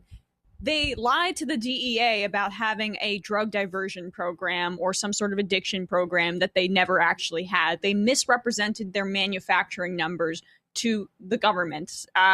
They violated federal anti-kickback laws by paying doctors to get them to write more prescriptions. And they used electronic software to influence more prescriptions of OxyContin. So you can couch it in, this is a profit motive. But the first part, the fact that they were pretending like they had this program in order to reduce addiction that they didn't have, then you know how addictive it is. And so I don't really buy your crocodile tears. And Ayanna Pressley was admonishing all of these Purdue Pharma executives there. But and yes, they're going to have to pay back millions of dollars, and they pled guilty.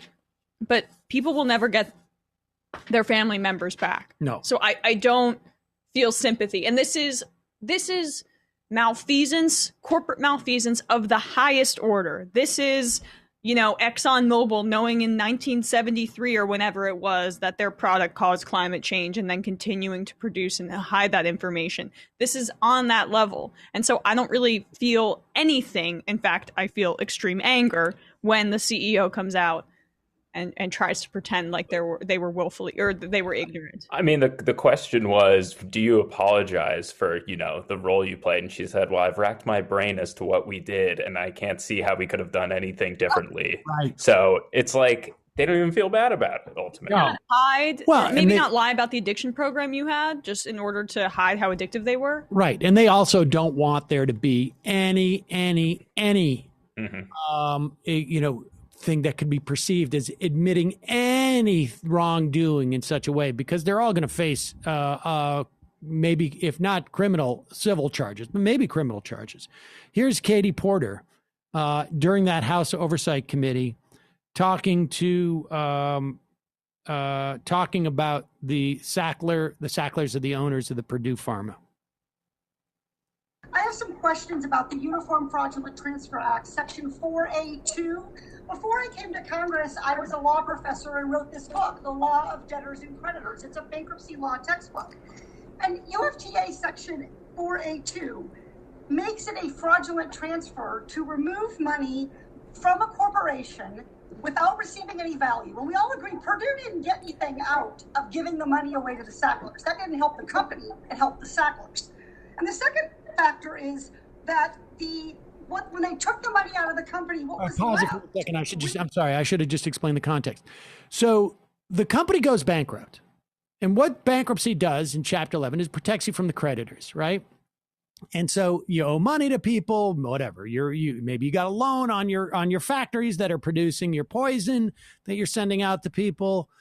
And the idea is what the Sacklers did is, because what they want to do is, hey, they have the shell of a company. There's cash reserves in there.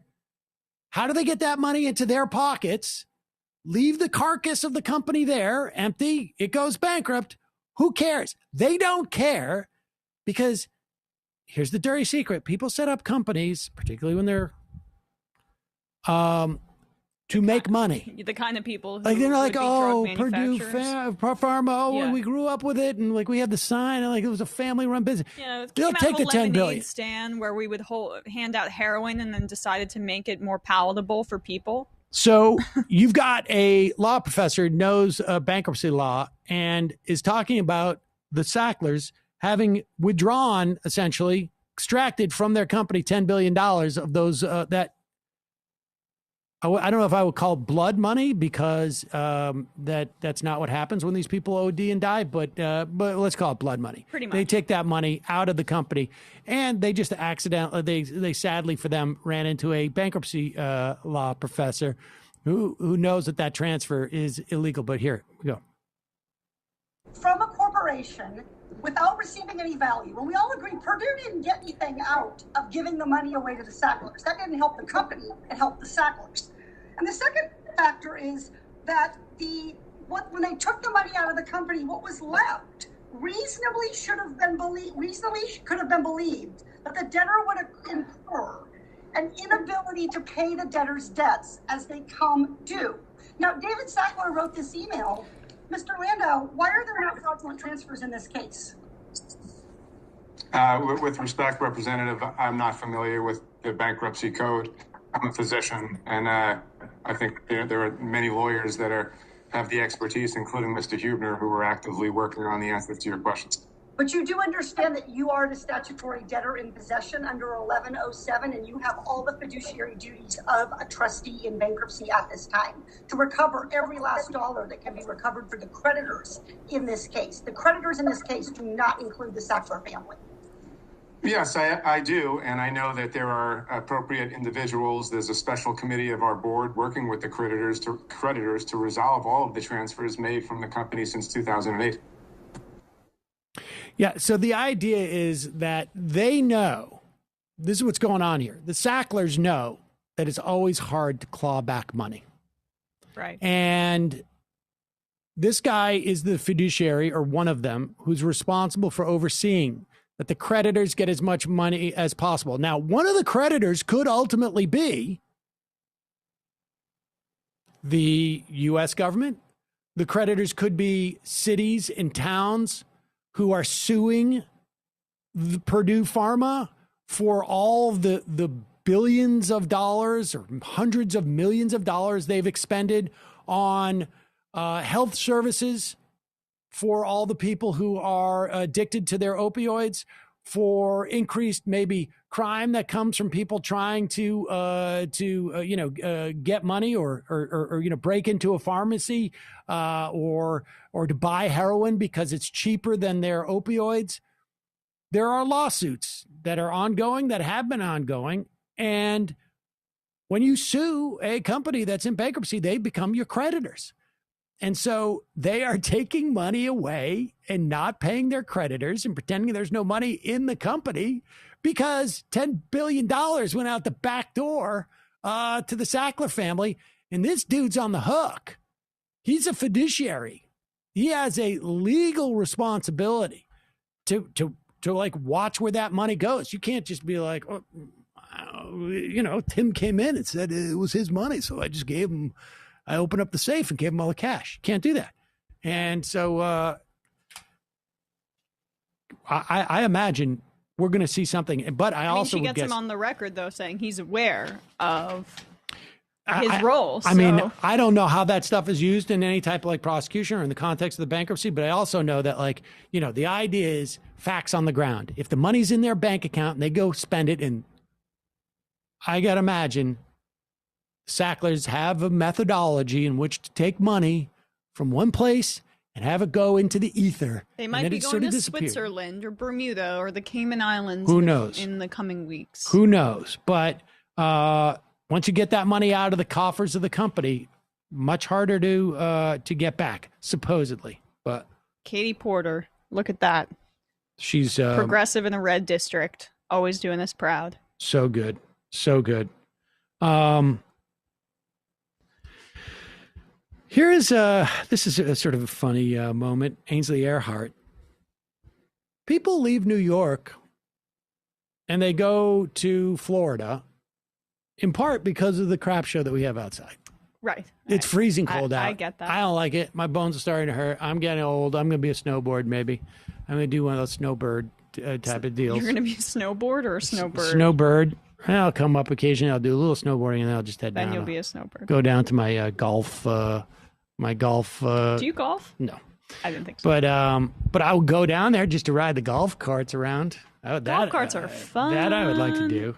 But Ainsley Earhart, she can't get over it. Like, why would you actually move to like Texas or Florida and not change your entire ideology? Well, to that point, a lot of these New Yorkers and Californians are moving down to Texas, moving down to Florida. They don't have to pay taxes. They're not happy with the system in the cities up north. But then they're taking their democratic agendas with them. You would think if they're not happy with New York or they're not happy with California and being taxed so much and the policies there, that they would change their parties, right? Yeah, you're absolutely right. And that's one of the critical things that I look at informing people about as the chairman of the Republican Party of Texas. You got Elon Musk coming here. You got Oracle saying that they're coming here. Well, they need to understand that we don't want you to bring those failed philosophies and policies that you're trying to escape. It's much the same as when God was destroying Sodom and Gomorrah. He told Lot and his family one simple thing: don't look back. Mm-hmm. And so we don't want people to look back to these failed states. Maybe they're just leaving for other reasons other than they don't like the ideology of those states. Yeah, maybe it's the cold and the fact that fresh air is something people are craving right now. And like New York, densely packed together, hard to, take your mask off and not be around other people. Yeah. They're also, these places are more expensive and not just because of tax. Yeah. Well, it'll be convenient for them to call, raising when they don't build new housing in Austin and all these tech companies start moving in. They say bringing in a Democratic agenda is just raising housing prices because your refusal to build new housing. Right. When is Ainsley Earhart? Didn't Hannity keep saying he was going to move to Florida? That's the way they avoid. That's the way that Limbaugh avoided his income taxes. That's why NFL players or like professional sports players are a little bit more inclined to go to Florida teams sometimes because no income tax. Ah, interesting. Yeah. Here's Kelly Loeffler, I should say. Who knows? Kelly Loeffler. And she's being asked if she will recognize Joe Biden as president. And the the circuitry that they've got working on her is working to a T, because she's asked this multiple times. And sometimes when in the late models, they had some problems with their circuits, and you'd see smoke come out of their eyes and their mouths. But with this version of the humanoid that they built, the software, the software fix patch is there, and she can answer this question 4 times in a row and pretend like she doesn't answer. It didn't actually hear what the question was. Is it accurate to say you haven't decided on that one yet? Look, I haven't looked at it. January 6th is a long way off. There's a lot to play out between now and then. Senator McConnell has called to congratulate President-elect Biden. Is that something you've done? Do you plan to do that in the future? Look, I'm focused on winning this race on January 5th. I talked to Leader McConnell this morning.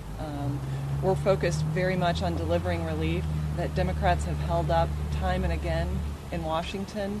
Georgians are counting on us to deliver relief, and we're going to make sure that we get that done, because that's what's at stake here, is serving Georgians and making sure that they have what they need to stop playing politics. And that's what we've called on Democrats to do for 3 months now. Have you acknowledged that Biden is going to be the president? Look, the president has a right to every legal recourse. That's what's playing out right now. I'm focused on winning this race on January 5th. I've been getting around the state every single day, talking to hardworking Georgians, hearing from them. They need us to deliver relief that Democrats are blocking, and I'm going to keep pushing for it, and I hope that we can get there this week. But have you acknowledged that Biden is going to be president?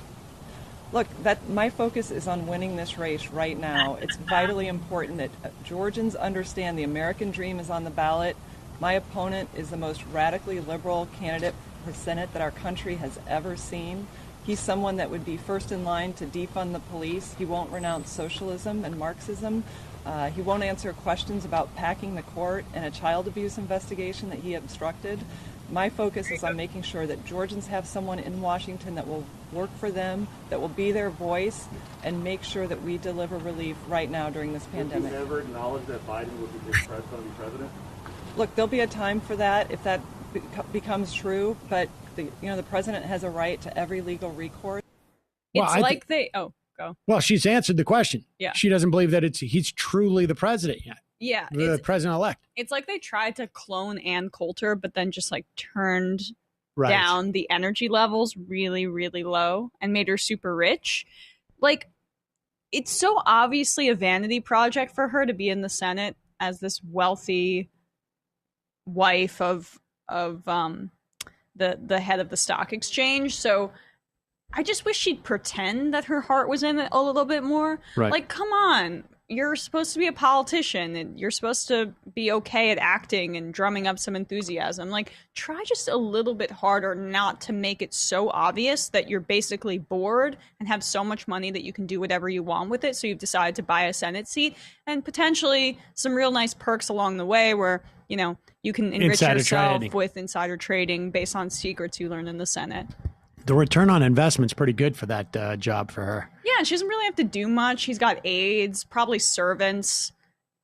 It's a great gig for robot low energy Ann Coulter.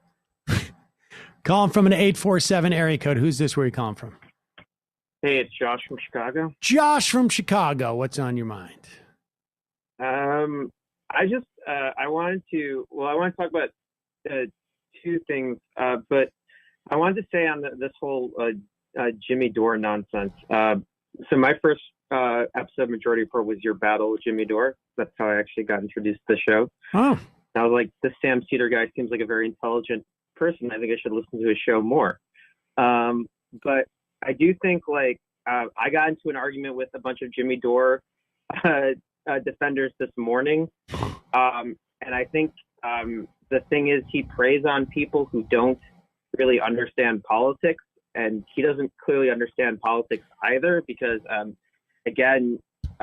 anyone who's done any sort of advocacy work knows that committee chairs are the people that block a lot of progressive legislation from getting a vote on the floor, and that AOC is actually very correct to argue for committee chairs. But I think the danger, especially with him, is that and it's funny because I've been thinking about sort of Josh Hawley recently, right? And I listened to an interview with Josh Hawley, and if you take out sort of the very bizarre ramblings that he has that are, very conservative, traditional neocon, there's a lot in there that's sort of that's playing towards working class anger. And I think, to me, I see people like Jimmy, but also like The Hill, they're going down this bizarre populist route where they can't really differentiate between who are the good guys and who are the bad guys anymore. And I think it's very cynical, and I think it's very dangerous in a lot of ways. It is an anti-establishmentarian perspective that is untethered from any type of material politics or reality, or reality. But I mean, Jimmy's not attacking. Like, what is it? The grounds in which he's attacking? Like, presumably, I guess AOC is a fake progressive. But really what he's doing is he's really just attacking anybody who has some stature. And it's irrelevant. It is really everything he's doing could be just about, he could easily just translate it into like movie stars. Like, it's completely devoid from what role they play in the context of politics. It is one thing to say, our politics in this country is the spectrum of where our politics lies is extremely narrow, let's say, relative to, although I think our right is in competition with the furthest right of some parties in Europe. Not quite, but getting there. Yeah, competing with but our Brazil.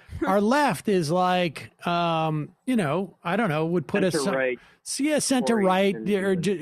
Our left is like, I think maybe our within our politics, our left is like, the functional equivalent of maybe a center left party in Europe. But the fact of the matter is that there is no doubt that the Squad et al. And some others are the leftmost elected officials in our federal government. That's just simply a fact. Now, they may not have sufficient numbers, and some people could say they're not sufficiently, to my politics. If I'm, if I'm a communist or I'm full on socialist, and I believe that property should be expropriated, and I believe that we shouldn't have, any industries that aren't, at least somewhat dominated by state ownership or all co-op, then I'm going to find someone like maybe I would find AOC insufficient. But the fact remains, she represents the leftist most that we have in our Congress. And so that's just undeniable. And so there are times to push, there's times to embrace, but all of it should be done with the consciousness of what role they play in Congress and be aware of their limitations. The idea that AOC is standing in between us and healthcare is ridiculous. Denying the existence of about 425 other Congress people, and whose names he doesn't know. Whose names he doesn't. It's and all the about 100 senators. Yeah. And the Joe Biden. Billions of dollars, and the president of the United States, and the billions of dollars of like industry, like they're all in line, and 40 to 50% of the country who are just voters, they're all in line before you get to AOC. And then I would probably say like a significant portion of the people who just say they support single payer health are also ahead of her in line. Like, it's just, to say that is the height of either just total ignorance or just like I think it's like sort of just, you could take certain mental issues and pour a little alcohol on it and jumble it up in a bag and then put it out there. You're not saying, you're just saying. But I mean, you're not. Yeah, I totally agree with what both of you guys are saying. And I think there's an additional caveat to it about how that kind of politics is now, it's just anti-establishment, but it's focused on personalities. I mean, you touched on this too, and it's very online, right? It's independent of organizing, which I know Nomiki Completely talks about. online, yeah. Right.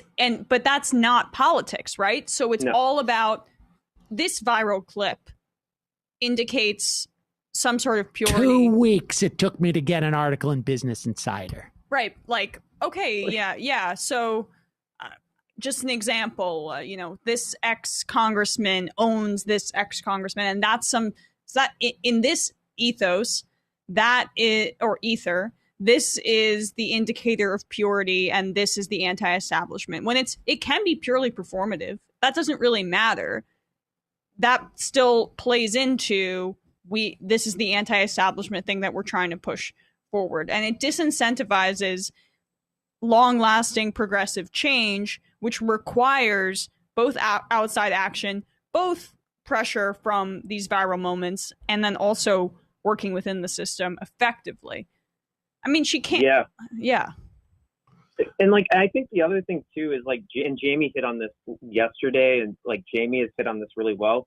Jamie is also offering no like movement in terms of like, well, we're going to go out and organize. I mean, I guess he's organizing a strike right now online, but like he's offered no sort of like movement based politics to like, okay, if you're fed up with like electeds, how are we going to do this like ourselves? And like, as someone who was involved in a campaign to pressure to get Hakeem Jeffries to sign on to Medicare for All, like that took months and months of work, and like sending his constituents to speak to him, to badger him, to get him to sign up.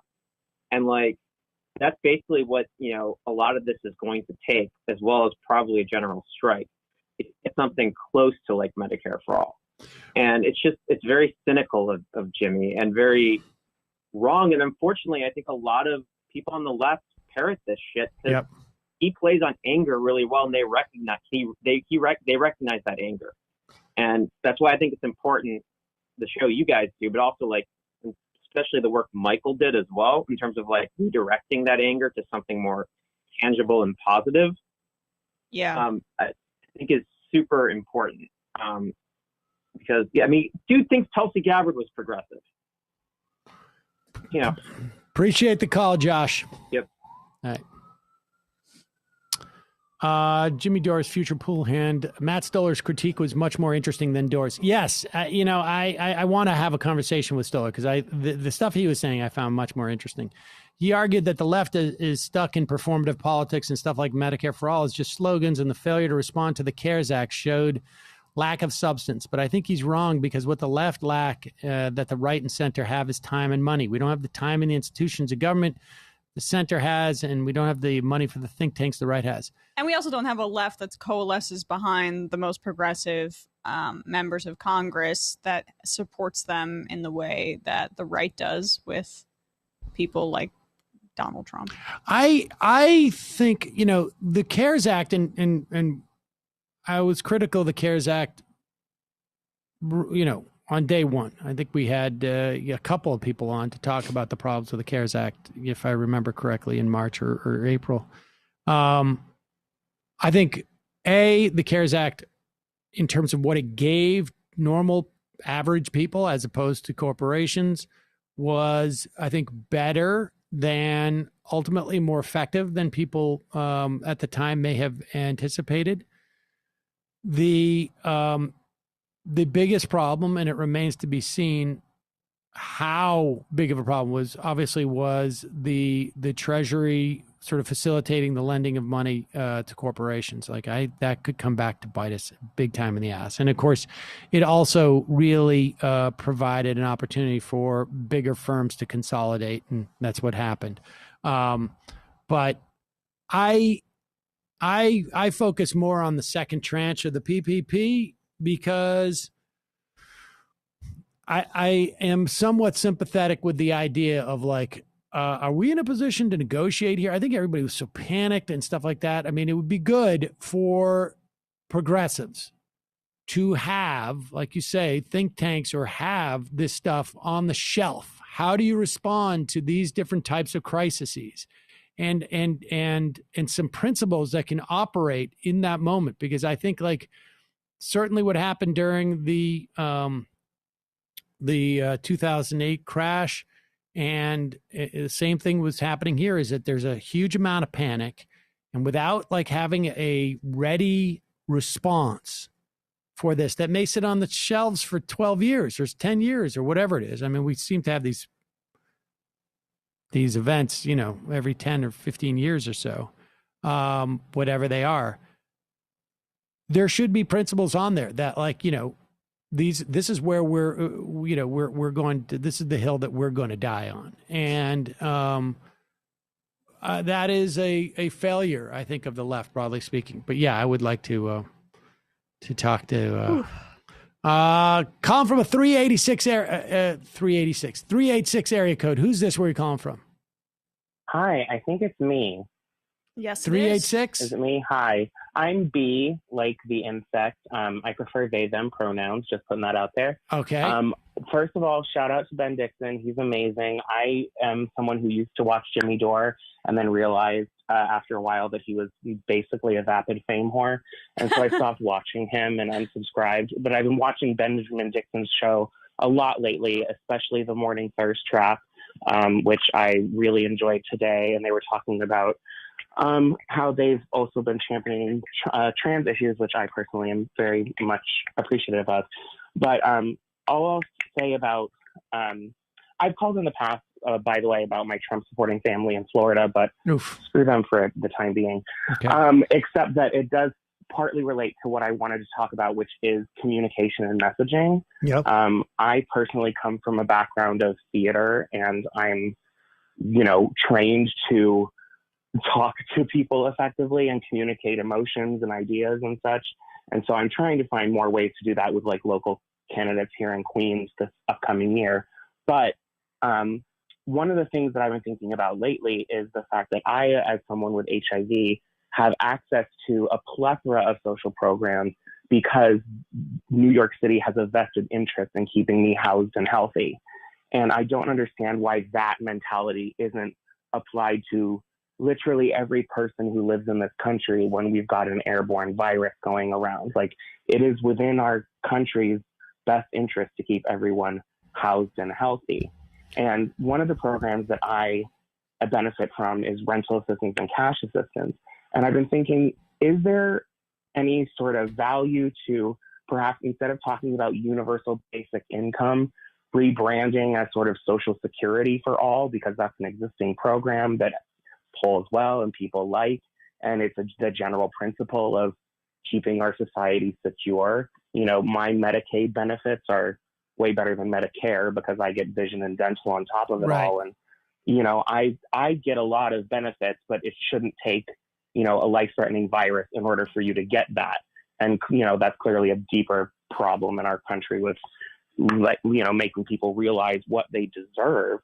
But, you know, in the area of messaging, is there any, you know, value to talking about Social Security for all, or trying to find more relatable ways to, you know, tie these ideas to existing programs that have popularity, like Medicare for all?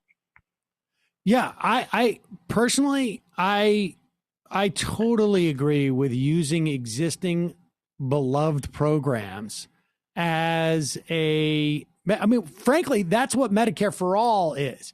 Because as you know, Medicare for all is actually really more accurately would be described as Medicaid for all because of what it includes. It's much closer to Medicaid, the services you get from Medicaid, although presumably there'd be far more doctors who would take it.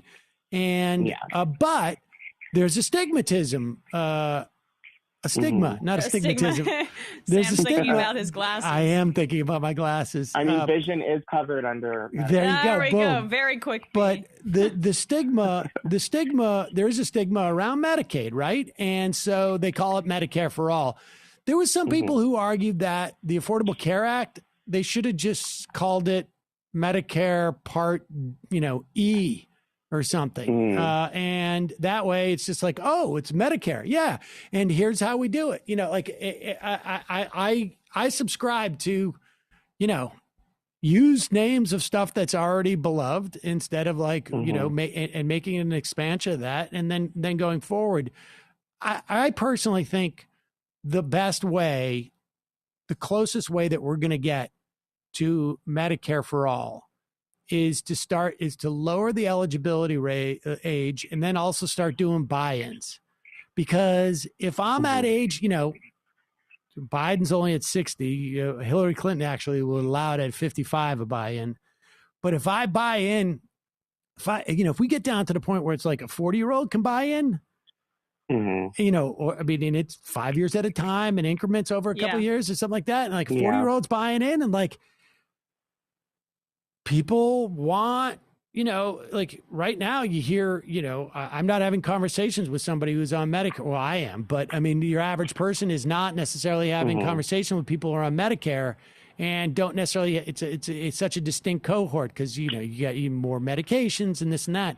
But if you start getting it into like younger ages and people start to realize like, hey, I want that. I mean, that's my sense on it. But, I mean, that's what I'm really getting at is trying to use messaging in an effective way to hit home the universality of these things and how they are just universal goods. Like having everyone be healthy is a net positive for everyone. Yes. You know, everyone having money is a net positive for everyone who wants to start a small boutique business or something. But if people have cash to spend, you know. The reality is that there are many people out there, even if they are getting direct benefit from a government program, who don't believe that the government program should exist.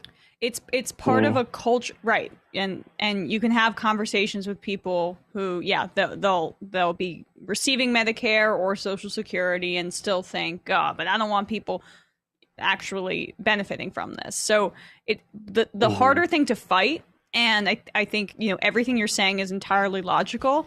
The harder thing to fight is the fact that the U.S. culture is super different in that area where there's this individualistic obsession.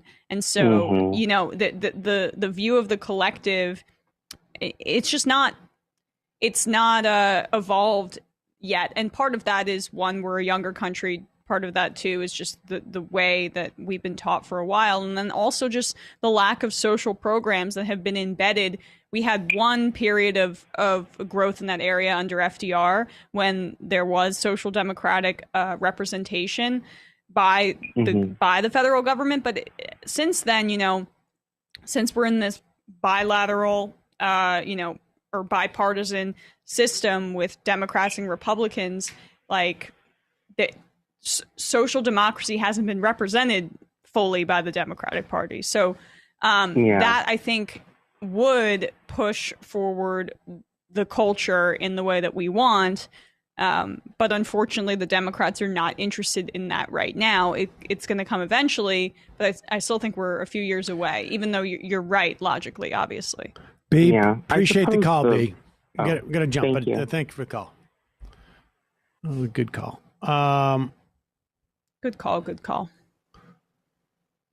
You know, Emma Bigwig Land. Years ago, you talked about a conservative parenting book that advised fathers to take their son into the shower and show them to compare penis sizes as a way of establishing dominance. What was the name of that book?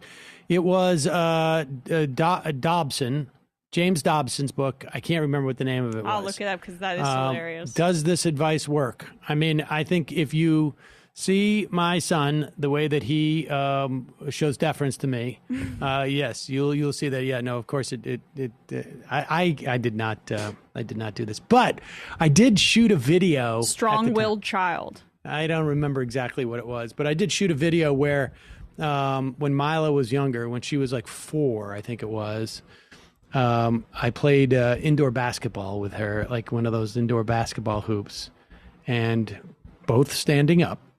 And I destroyed her at it. And that was a way of trying to show showing that dominance. Did you dunk on her? Yeah, of course. It was easy. The hoop was like 4.5 feet tall. Yeah. And so not easy for her though. No. Idiot. No, she was like 2 feet. And I was like, maybe it's time for you to grow. Maybe.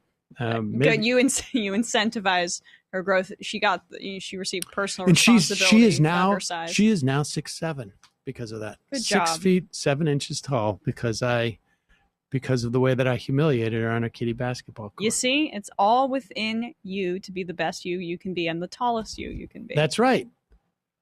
Let's go to the phones. Calling from a 716 area code. Who's this? Where are you calling from? This is John from Columbus, Ohio. John from Columbus, Ohio. What can I do for you? What's on your mind? I have I guess a report from the War on Christmas. Ooh, all right. So, yeah. So I'm actually originally from Buffalo and obviously grew up Jewish. Happy belated Hanukkah. You obviously grew up Jewish? Oh, nice. Yeah, you know. Because you're from Buffalo. Sure. Okay. Wasn't But obvious to us, but teacher. keep going. Oh, sorry.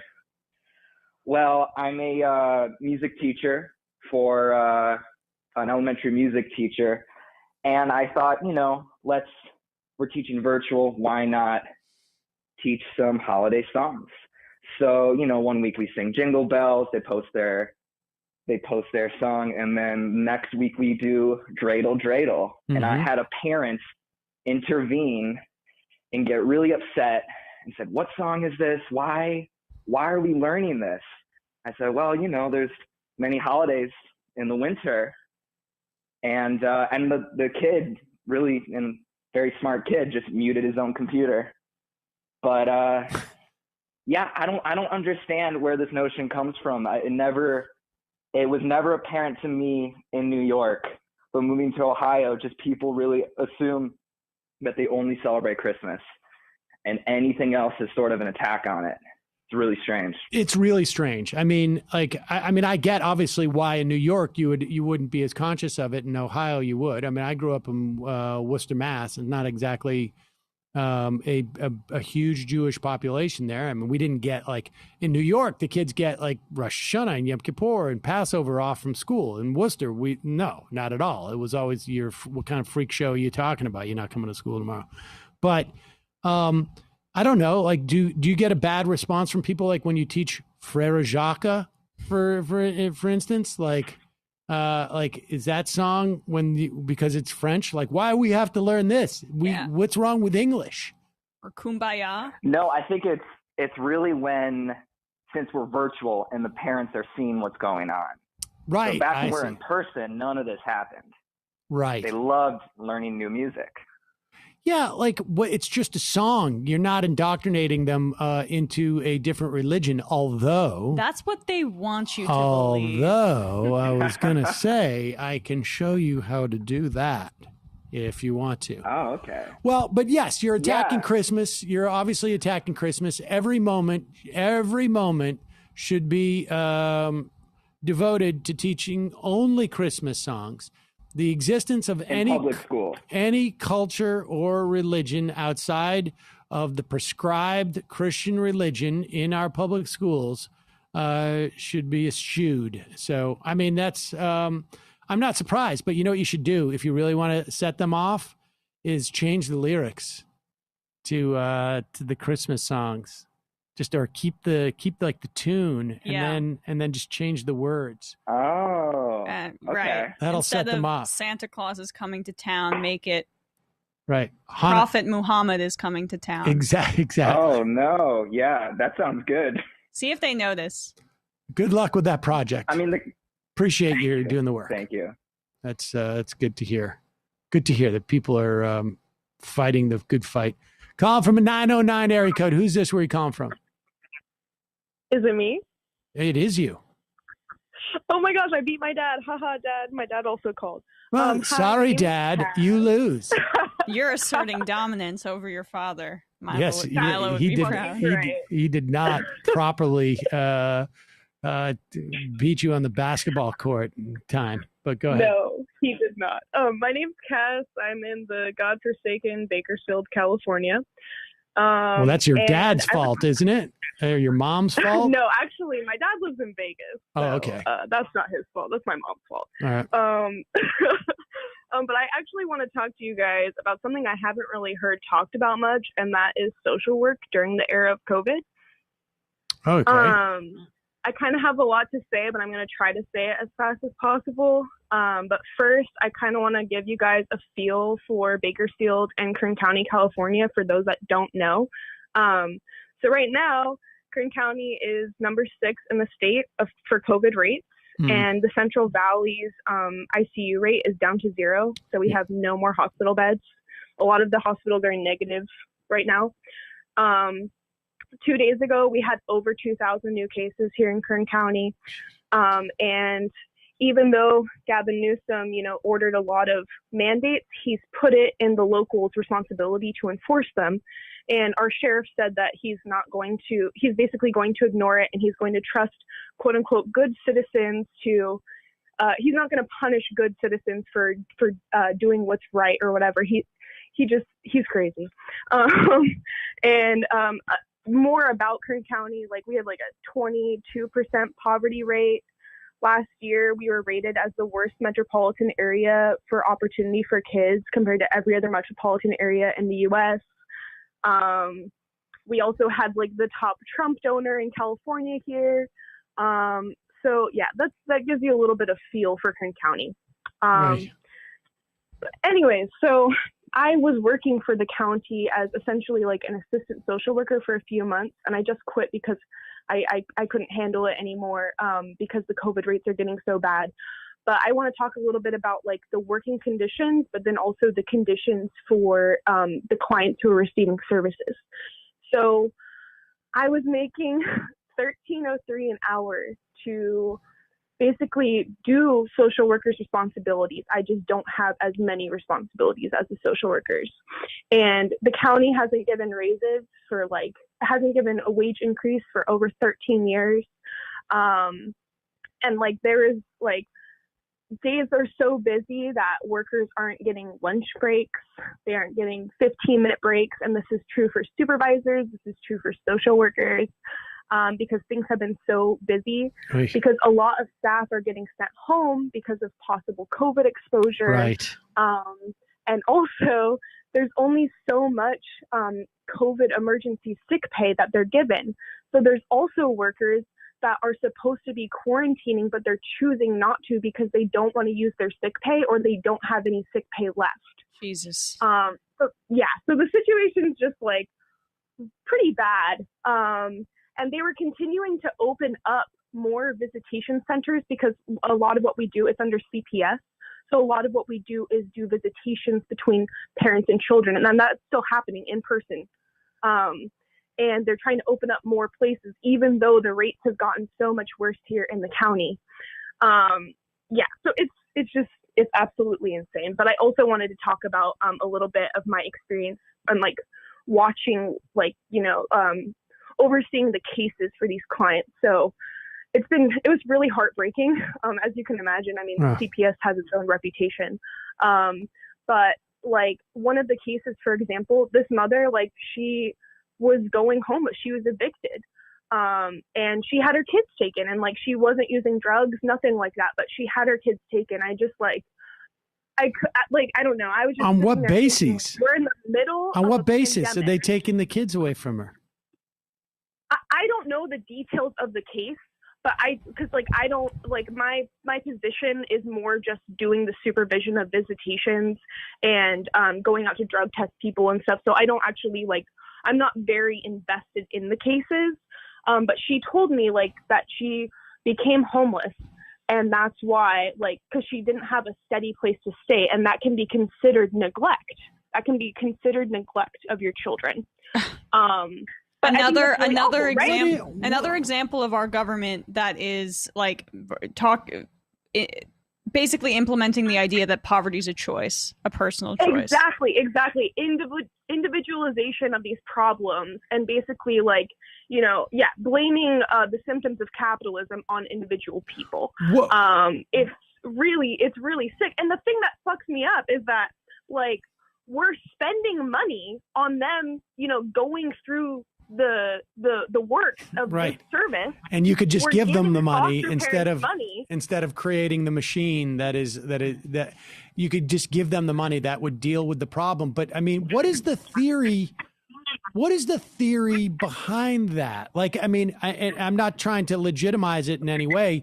I mean, for instance, I know I had a situation with a babysitter, and there was a first responder that came, and they they because of the age of my child at the time, they had to they were a what do you call it, a required reporter or whatever it is, and so I got investigated for, you know, they automatically send someone from social services. And, you know, when they came, I'm like, you know, I don't, they're like, you know, we know that there's probably not. And I'm like, no, I have no problem with this. I understand, like, this could be the tip of an iceberg. And so I understand that. But what is the theory behind separating children from their mom or their dad because they don't have any money to live anywhere? Like, what is like, how does that better for the kids' welfare? Well, because they can pass them off to another family who can, like, support them, but, like, it's not really helpful, right? Because no, it's traumatic. The family. Yes. Plus, these parents, whenever they're put into the system, they're required to take classes. Like, they have these case plans to get their kids back, so they're going to have less time to work because they're spending more time working on their case plan. You know, so, like, they can't work as much and make more money to be able to live. But yeah, it's absolutely crazy. I had another experience where I did a ER pickup, which is like going to physically remove children. And one of them, you know, is like a 4-year-old and was severely malnourished. And like, the thing that bothers me is that the way our system is treating this is that it's the parent's fault. When in reality, it's like Kern County has a high poverty rate. And again, on top of that, we're in the middle of a global pandemic and an economic crisis. So, like, how can we look at people starving and say, oh, this is your fault and we're going to take your kids away, instead of just being like, oh, these people are suffering, we need to help them? Like, it's absolutely Who is your congressman? You want to know? Is it Kevin McCarthy? Is it? Yep, yeah. You already okay. know. Yep. Yeah. There you go. All right. Well, not shocked. That's so fucked. I'm sorry. It's okay. I just think everyone needs to know about Kern County, California. Well, thank you so much for the call. Appreciate it. Glad you beat your dad to the punch. I have a feeling you were more interesting than your dad was going to be. That's just my personal experience. But appreciate the call. Yeah, thanks, Sam. Right, bye. bye-bye. Take care. Bye. Dads are old news. Oh, it's Dave Rubin. Let's end up the week on Dave Rubin, shall we? I didn't know if it was a caller pretending to be Dave Rubin or we were going to the clip. No, we're going to go to the clip. This is number 13. Here's Dave Rubin. This is, let me just say this. I think people should be able to appreciate this, right? Dave Rubin is trying to thread a needle here. That, like, it's one thing where he was out there, I'm a liberal, I'm a lefty, and the left has gone away from me, and I'm the only real liberal, I'm a classical liberal. You get to play that off, and look at me, I'm part of the intellectual. Conservatives feel good about your ideology because I'm a liberal. That's validating your perspective. And he's got to say, like, I'm still a liberal, but then he's got to tweak, I'm a classical liberal. And so he still has value. I think it was Prager at one point said, keep being a liberal. It's good for us. And he's like, well, I'm not a liberal for you. I'm a liberal for me. And you're not talented enough to actually keep up the regular right-wing talk show. Here is the problem. He goes and he signs up for the Blaze, as predicted. I didn't know that he'd end up at the Blaze, but I knew that he was making his full turn. Tulsi's new employer. And here is the problem he has. This audience, once you start to identify as a conservative, which he has, you got to deal with certain contradictions.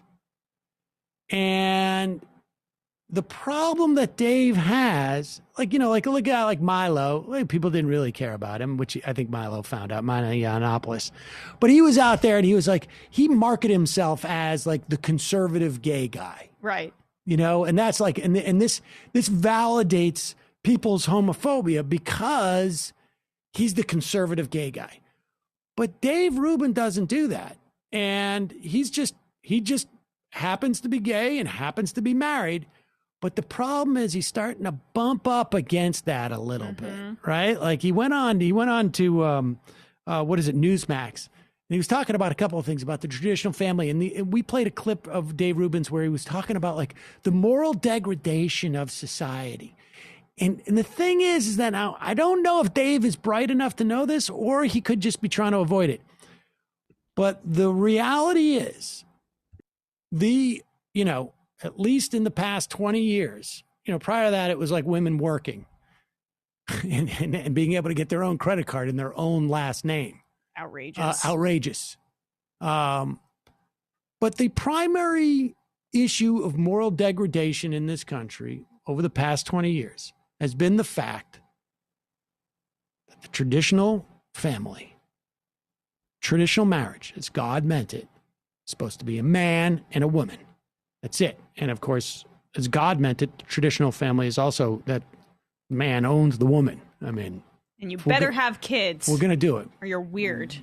But the problem is that Dave is bumping up against that. So he needs to figure out, how can it not be about my ability to marry someone I love? Where, is there something? How can I assure my audience that I'm not trying to implement the gay agenda, right, for example? And still promote the traditional agenda and pretend that somehow the marriage equality plays into that.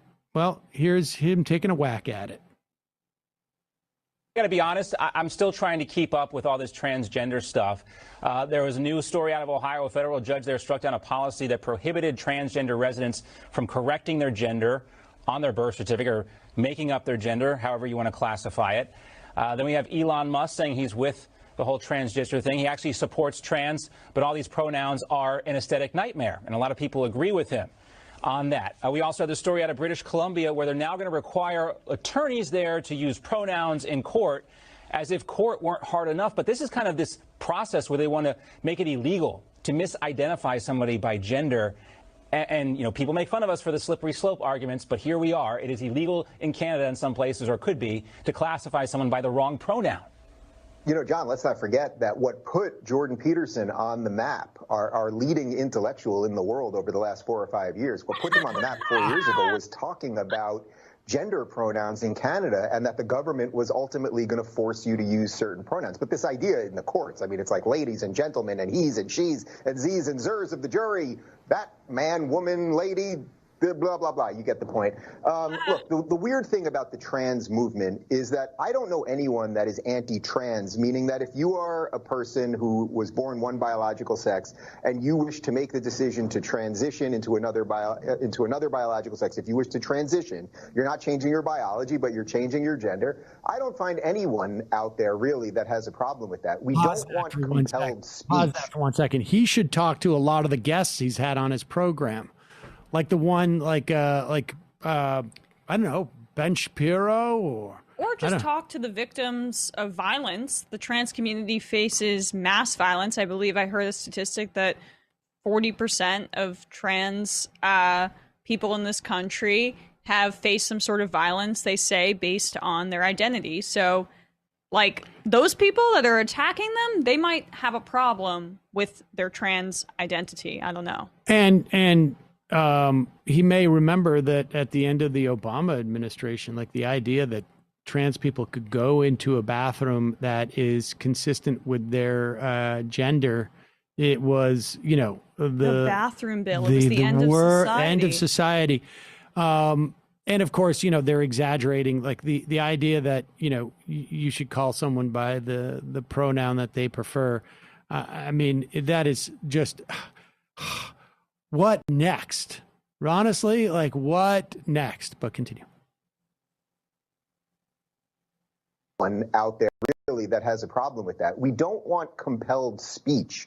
We don't want this stuff necessarily to be taught to 5-year-olds, which is what they're trying to do. That's the problem. If these people could just take their own private issues and keep them as private, nobody has a problem with this. Nobody's coming for trans people. Nobody's angry at trans people. The reason there's a certain anger towards the movement is because the movement is trying to infect our legal system, our academic system, our media system, and everything else. That's what people have a problem with. Yeah. Okay.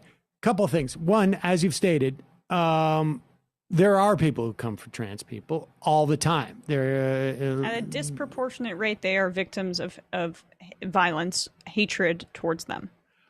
Aside from that, then the other thing is what infects people Like, I mean, for people who are not, people aren't coming out to, like, to refer to them basically as a virus or some type of, like some pathogen infecting our courts and whatnot. Now, that's just because Dave has a limited vocabulary and he hasn't really spent too much time thinking about his words or whatnot.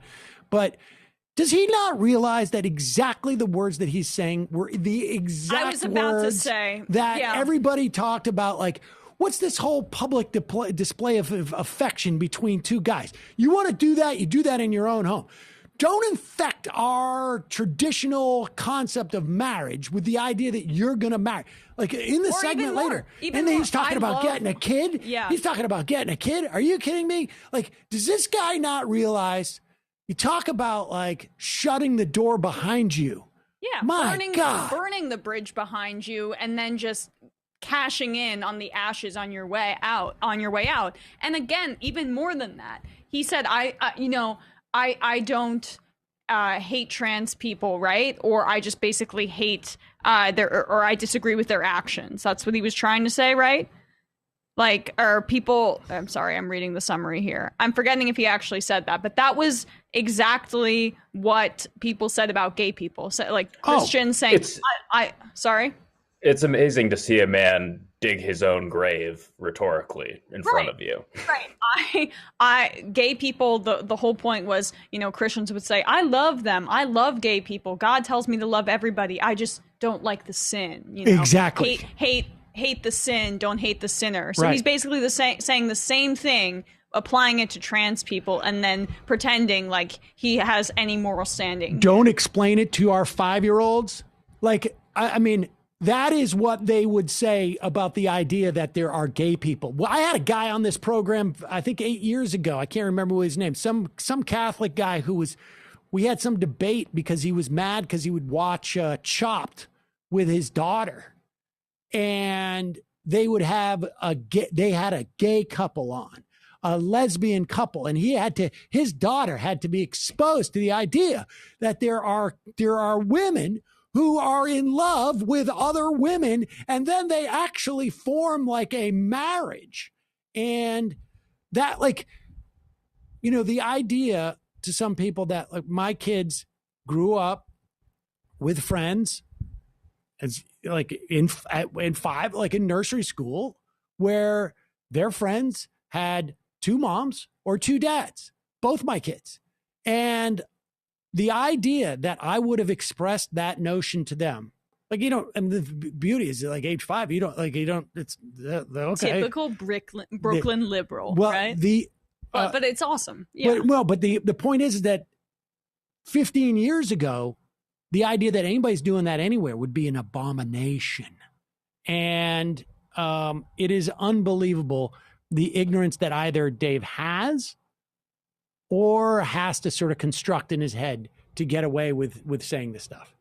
I mean, there's a shamelessness too. And also, I mean, I don't know, since he's not a traditional conservative, he's just a grifter saying whatever and trying his best to feel the pulse of the moment. I don't know if he has self-hatred, but certainly doesn't seem like he loves himself. It's impressive what he's doing there. Impressive work, Dave.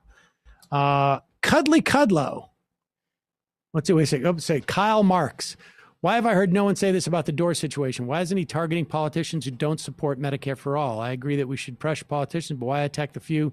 Well, because it's not about Medicare for all. It is a performative thing that he wants the progressives to leverage something from Pelosi for that vote, that part of it, I think, has value.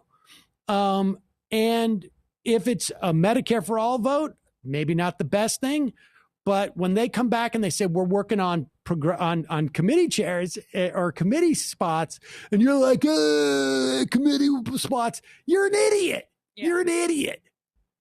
You're just an idiot. Cuddly Cudlow. Sam, I like how respectable and thoughtful you are during interviews. It shows a level of maturity and humility, even with speaking people who might not have yet the kind of platform that you've built over the years. Here we go. I'm ready for this. However, I'm afraid that having nearly 1 million subscribers on YouTube and your show being played on Peacock app has possibly gone to your head. Saw your interview with Tim Heidecker yesterday, and I believe you owe him a massive apology. The way you behaved was disrespectful to Tim, even after he gave you a sincere apology. Could hear the jealousy in your voice after he mentioned that he had been on the Tonight Show. It was almost a little embarrassing to watch. Listen, I'm not going to get too far into this, but this Tim Heidegger guy, okay, fraud.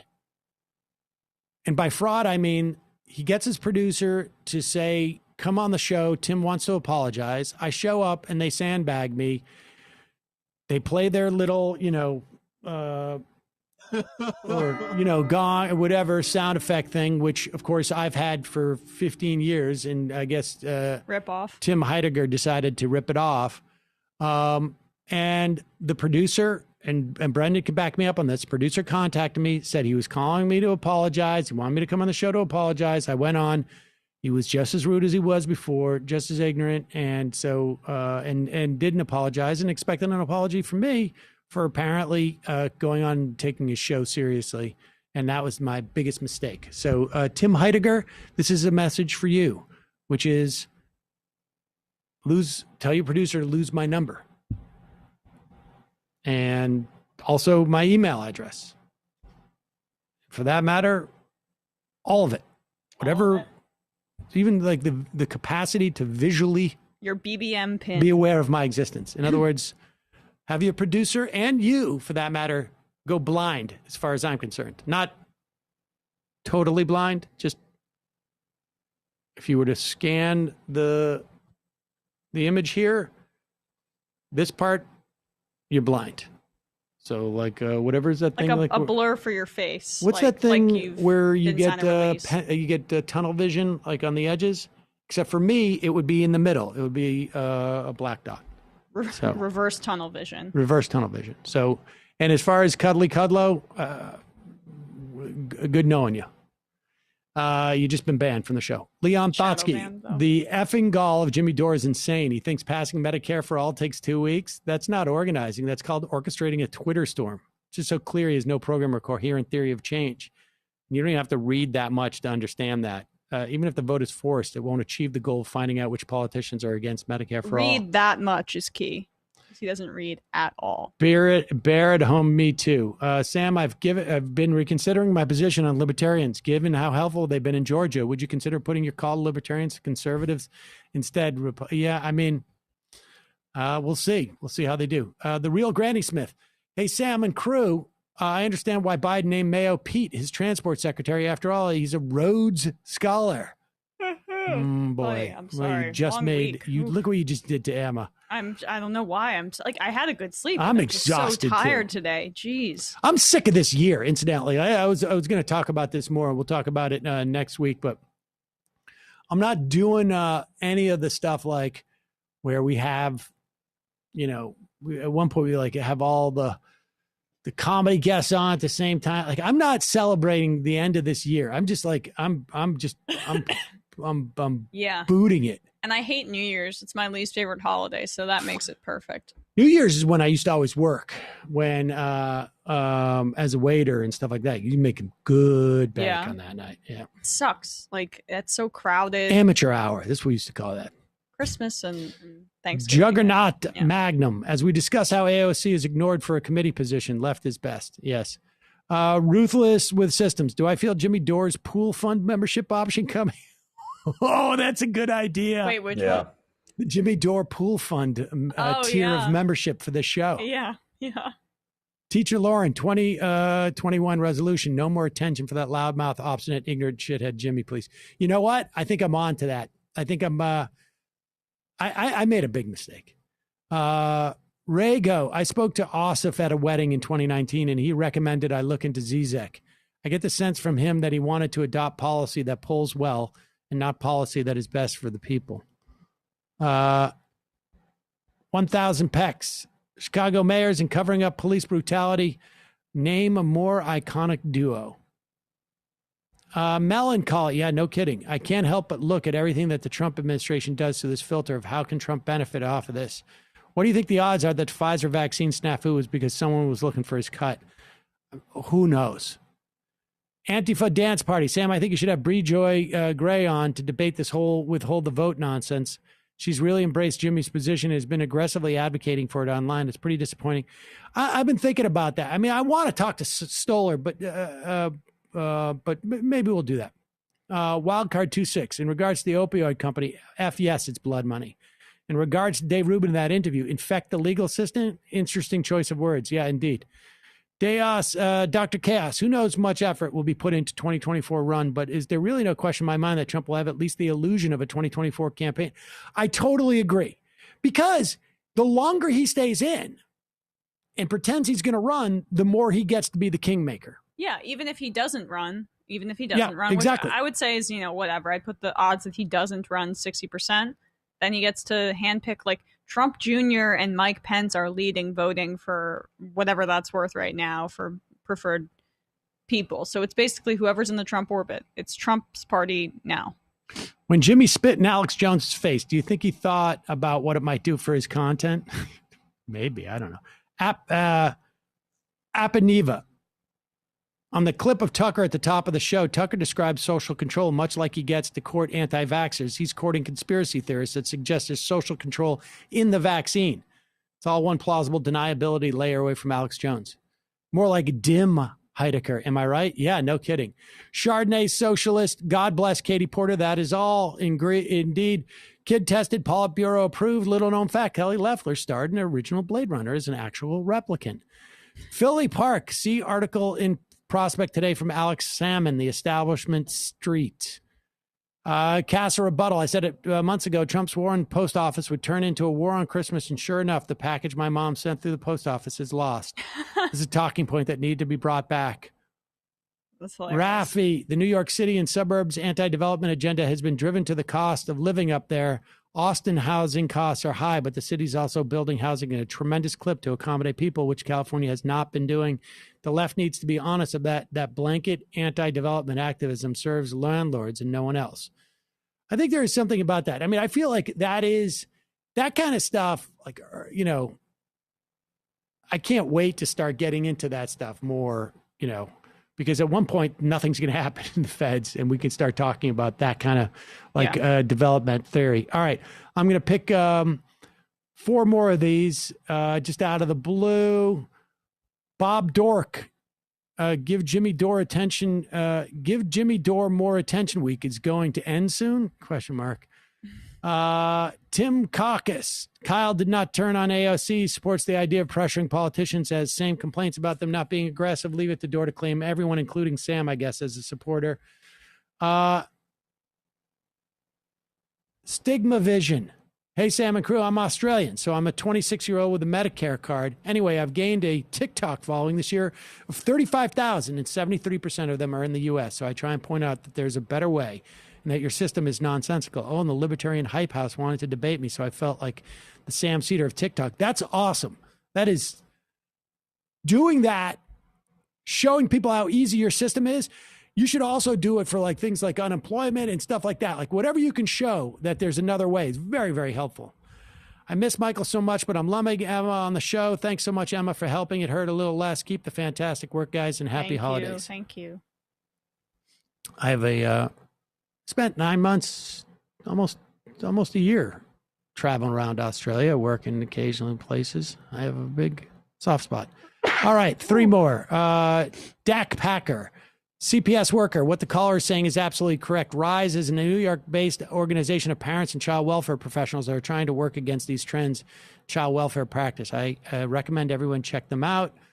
Ryan from Chicago, the left needs to find a better way to talk about personal responsibility. The right seems to have a monopoly on this. When I was younger, their talk about personal responsibility was very appealing because it made me feel like I had the power to control my fate. The left needs to talk more about how their political stances can empower people. That's a good point. Yeah. For example, Medicare for All, allowing people to start their own business or just pursue their own destiny, not be stuck and chained. If you think about FDR's 4 freedoms, that's where you find that type of talk. Sam Seder's bra salesman. I don't want to generalize, but it seems like Doors fans are the following. 1, extremely online. 2, former Tulsi supporters with the aloha emoji have taken up free Assange as the most important thing for lefties concerned. And 4, can't complete a sentence that's defending Jimmy without mentioning MSNBC or TYT. Indeed. And the final, I am of the day.